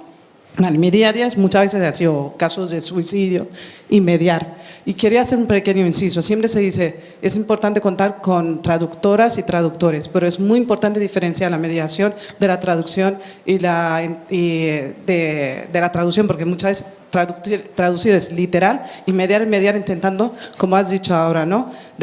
Muchas veces a mí me dicen, no, esta mujer es algo cultural lo que le pasa, por eso siente eso. Y digo, no, generalmente está mal, te lo está diciendo. Hazle caso, no escucha. Eso es el día a día nuestro. Y luego cuando has dicho lo de Western Union, yo llevo un mogollón de años en España, pero cuando entro a Western Union me siento un poco como que estoy llegando a Somalia, como que estoy conectándome emocionalmente con, aunque me cabré diciendo tengo que mandar dinero, no sé qué, no sé cuánto, voy refufuneando, pero entro ahí y porque comparto con más gente, entonces esa es la parte personal. Ahora, la parte profesional, tengo dos dudas por el trabajo. Siempre se habla mucho del enfoque antropológico. Yo ahora mismo estoy haciendo un máster de sexología y también me hablan de ahí. Y cuando pregunto, ¿cuál es el enfoque antropológico? Por lo menos en el gran continente donde venimos todos, que es en África, pero el gran olvidado en los estudios, casi siempre, ¿qué hay escrito exactamente donde podamos aplicar en el trabajo, en el día a día, en el acompañamiento sobre el enfoque antropológico? Se habla mucho, se dice, el enfoque antropológico, transcultural, y ya de género ni te cuento. Pero no hay nada donde nos podamos sostener, o qué hay para que nos podamos sostener, poder trabajar. Eso es súper importante. Y otra cosa que nos encontramos en nuestro trabajo en el día a día, ya no son niños que migraron solos aquí, sino niños y niñas que han nacido aquí, que muchas veces sienten el dolor de lo que está pasando en la frontera cuando hacemos actividades grupales con adolescentes, con niños de 8 o 7 años, y dicen, es que no queremos ver cómo muere gente negra africana en el mar. Eso es un sufrimiento que tienen y han nacido aquí y lo ven en la noticia. ¿Cómo podemos acompañarles adecuadamente desde nuestro trabajo, desde el lugar donde estamos? Y chimpum. Y la medicina tradicional, solo quería decir, muchas veces es malo la medicina tradicional, porque yo he vivido casos de mujeres que les han mandado un montón de medicamentos y ellas decían, no, pero es que a mí me funciona tomarme un caldo de gallina bien cocido con mucho picante y eso me calma el alma. pues hay que dejar, pero muchas dicen, no, que eso engorda. O sea, que yo, ahora te voy a mandar al nutricionista. Y yo miro al psiquiatra y digo, ahora va a ir a otro especialista a que le dé una dieta de 1.500 calorías o 2.000 calorías. ¿En serio? Entonces creo que, ¿cómo podemos acompañar y decir a eso a un psiquiatra? No, sin que se ofenda que le estamos diciendo su trabajo, la mediadora. Oh, no lo hagas, ¿no? Gracias.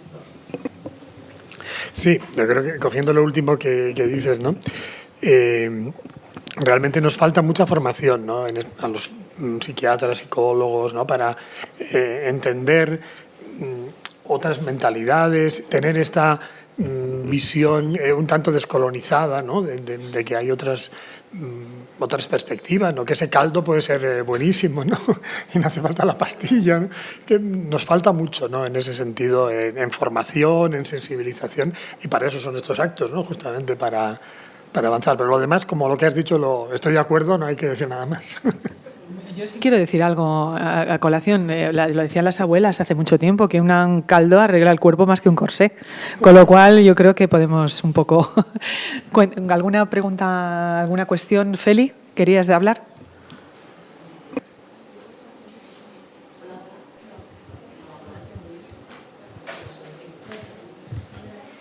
Hola. Yo tengo dos reflexiones y que me ha parecido muy interesante en lo que habéis compartido. Y que creo que nuestra organización tiene un valor añadido porque trabajamos en todo el mundo. No solamente aquí, sino trabajamos también fuera de aquí. Y la primera es la aplicación de la guía IAS de acción humanitaria. Cómo has representado tú la pirámide y qué es lo que podríamos hacer aquí. A mí me parece que poder trabajar eso con los profesionales aquí o algunas partes o lo que sea sería súper interesante porque tiene un enfoque que aquí no se conoce. Entonces eso es traer la guía IAS de acción humanitaria y ver qué es lo que podríamos hacer. Y la segunda son proyectos que hemos hecho de salud mental en internacional y que darían muchísima información a las personas que trabajan aquí con población migrante y que ese conocimiento le falta ser compartido. Hemos trabajado en Senegal con la medicina tradicional, hemos trabajado la enfermedad que significa y sobre todo de los países que habéis puesto que tenemos más gente migrante, que es que precisamente tenemos proyectos allí. Entonces era solamente esa reflexión. Me ha encantado todo lo que habéis contado porque este es un tema que siempre me ha gustado. Gracias.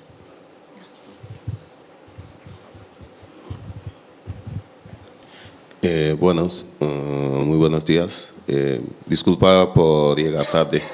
He llegado de viaje a Alcázar de San Juan. Mi nombre es Jawar Seck, soy de Senegal y vivo aquí en Madrid.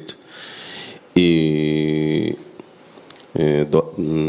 quería dar una contribución, sobre todo en diferentes métodos de curar enfermedades y ese debate que siempre existe entre la medicina moderna y tradicional.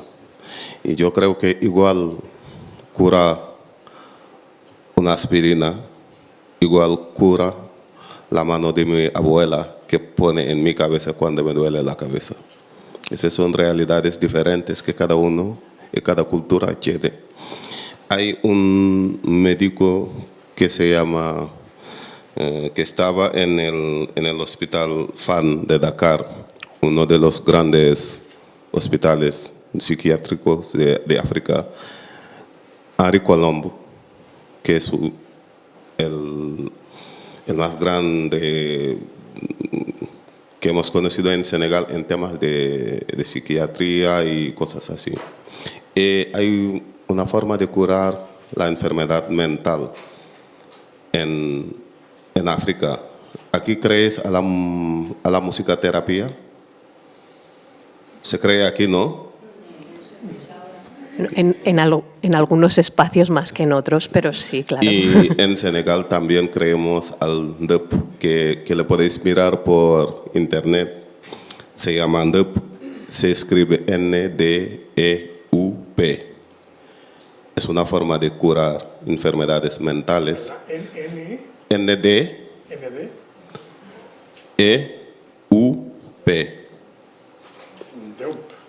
Sí. y da resultados muy grandes. Yo soy músico, he participado en ceremonias donde he dado muchísimos resultados. Así que las culturas se tienen que complementar, tienen que hablar, tienen que intercambiar y que cada uno tiene algo diferente del otro. Así es el mundo, así es como estamos. Nadie tiene más que otro. Somos diferentes en formas de actuar, de curar, de amar. Y yo tengo muchísimos jóvenes africanos venidos de las pateras. Trabajo con ellos y que tienen muchísimos problemas.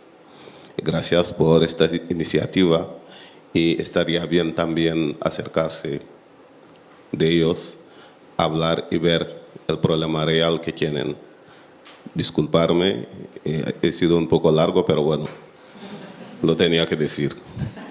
Gracias. Gracias a ti. Claro que sí, además muchas gracias. Endiawar es una de las personas que nos ha echado un cable poniendo voz a esas historias en la píldora. Y bueno, por varias cosas que se han dicho, desde la mediación intercultural, bueno, no había tiempo para explicarlo, pero por supuesto que es un plus que va mucho más allá de la interpretación. Bueno, pues en un mundo ideal pues tendríamos mediadoras y mediadores interculturales de todos los países, ¿no? Eso no siempre es posible. Intérprete sería como el mínimo necesario para que una persona pueda en su lengua expresar su sufrimiento. Y yo creo que mucho de lo que se está diciendo tiene que ver también con la humildad cultural, ¿no? O sea, que Ricardo decía lo de, bueno, ¿y qué hacemos con las etiquetas, no? Pues a lo mejor preguntarnos para qué en esta intervención, para acompañar el proceso de esta persona, ¿para qué necesito la etiqueta, ¿no? O ¿para qué le sirve su etiqueta de su malestar? ¿Para qué le sirve la etiqueta de mal de ojo a esta persona? ¿Qué explica? ¿Qué le ayuda a hacer? ¿Es necesario que se la cuestione? Porque en muchos de los casos yo creo que no es necesario. Es sencillamente acompañar ese proceso y una vez establecido un vínculo, si no hemos hecho ese escalón entre las palabras monedas y las palabras sagradas y conseguimos vincular realmente, sí que va a haber un espacio de intercambio, ¿no? Entre mi significado desde el modelo occidental o como lo queramos llamar y el significado de esa persona para su propia historia, para su propio crecimiento, para su propio proceso, ¿no? Y esa misma humildad es la que yo creo que es necesario para coordinarse efectivamente, pues hacer una guía que digamos que solo sirve para la intervención aquí sin nutrirse de todo lo que se está haciendo en intervenciones en otros contextos, pues se quedaría muy corto. Entonces yo creo que los procesos tienen que ser siempre compartidos y lo que necesitamos para todo eso es una vez más espacios de diálogo y de escucha como el de hoy. Tenemos una pregunta online. Vale. Juan y Rodrigo pregunta, ¿la atención psicosocial implica un gran esfuerzo de comprensión, contención y canalización de procesos emocionales, sociales? ¿Tenéis contemplado el cuidado de los y las profesionales? Buena pregunta. Bueno, en la guía se menciona, porque de hecho es como la fase final, porque efectivamente, bueno, yo creo que es solo conectarnos con el momento inicial de hoy en el que hemos visto la píldora, hemos escuchado las voces y yo creo que en algún momento algo se nos mueve, ¿no? A todas y a todos. Pues en un continuo de acompañar procesos de personas, que tienen muy poco control de muchas de las circunstancias de su vida y, por tanto, las profesionales que acompañan tampoco tienen mucho control sobre ellas, evidentemente causa un impacto, ¿no? Y ese impacto, pues hay que hacerlo consciente y hay que trabajarlo desde las personas, por supuesto. Yo creo que quien lleve un tiempo sobreviviendo, entre comillas, en la intervención directa lo sabe, que sin el autocuidado no resistes, pero por parte de las organizaciones, de los sistemas públicos, es algo que hay que contemplar, ¿no? Cuáles son los impactos psicosociales del trabajo en derechos humanos y cómo trabajar esos cuidados y esa prevención. O sea que por supuesto que sí, una parte muy importante es esa, porque se tarda mucho, pues con todo lo que estamos diciendo, se tarda mucho en ser competente en contextos tan complejos, con tantas intersecciones, y muchas veces lo que pasa es que cuando una persona llega a ser realmente competente está tan burnout, tan quemada, que a veces tiene que retirarse por lo menos de la primera línea, ¿no? Y eso es un constante, eso en estos 20 años lo he visto hasta la saciedad, ¿no? Yo recuerdo, y no se me olvidará nunca, un chaval palestino con el que yo intervenía con una historia tremenda, que un día vino y yo le dije, pero si no tenemos cita, ¿para qué has venido? Y me dijo, para despedirme de ti. Y dije, ¿por qué? Dice, pues porque es diciembre y las psicólogas se van cada año, ¿no? porque no aguantan. Entonces, bueno, pues yo creo que algo así sea tan visible es un síntoma claro y es algo sobre lo que se puede y se debe trabajar y yo creo que no debería ser tabú, sino todo lo contrario, nombrarlo y, por supuesto, pues entre las propuestas y recomendaciones, pues eso también va. Si no hay ninguna pregunta más, yo os emplazo a la sala de al lado, al cafetito, a la charla, a la humanidad, al contacto tan necesario para seguir intercambiando.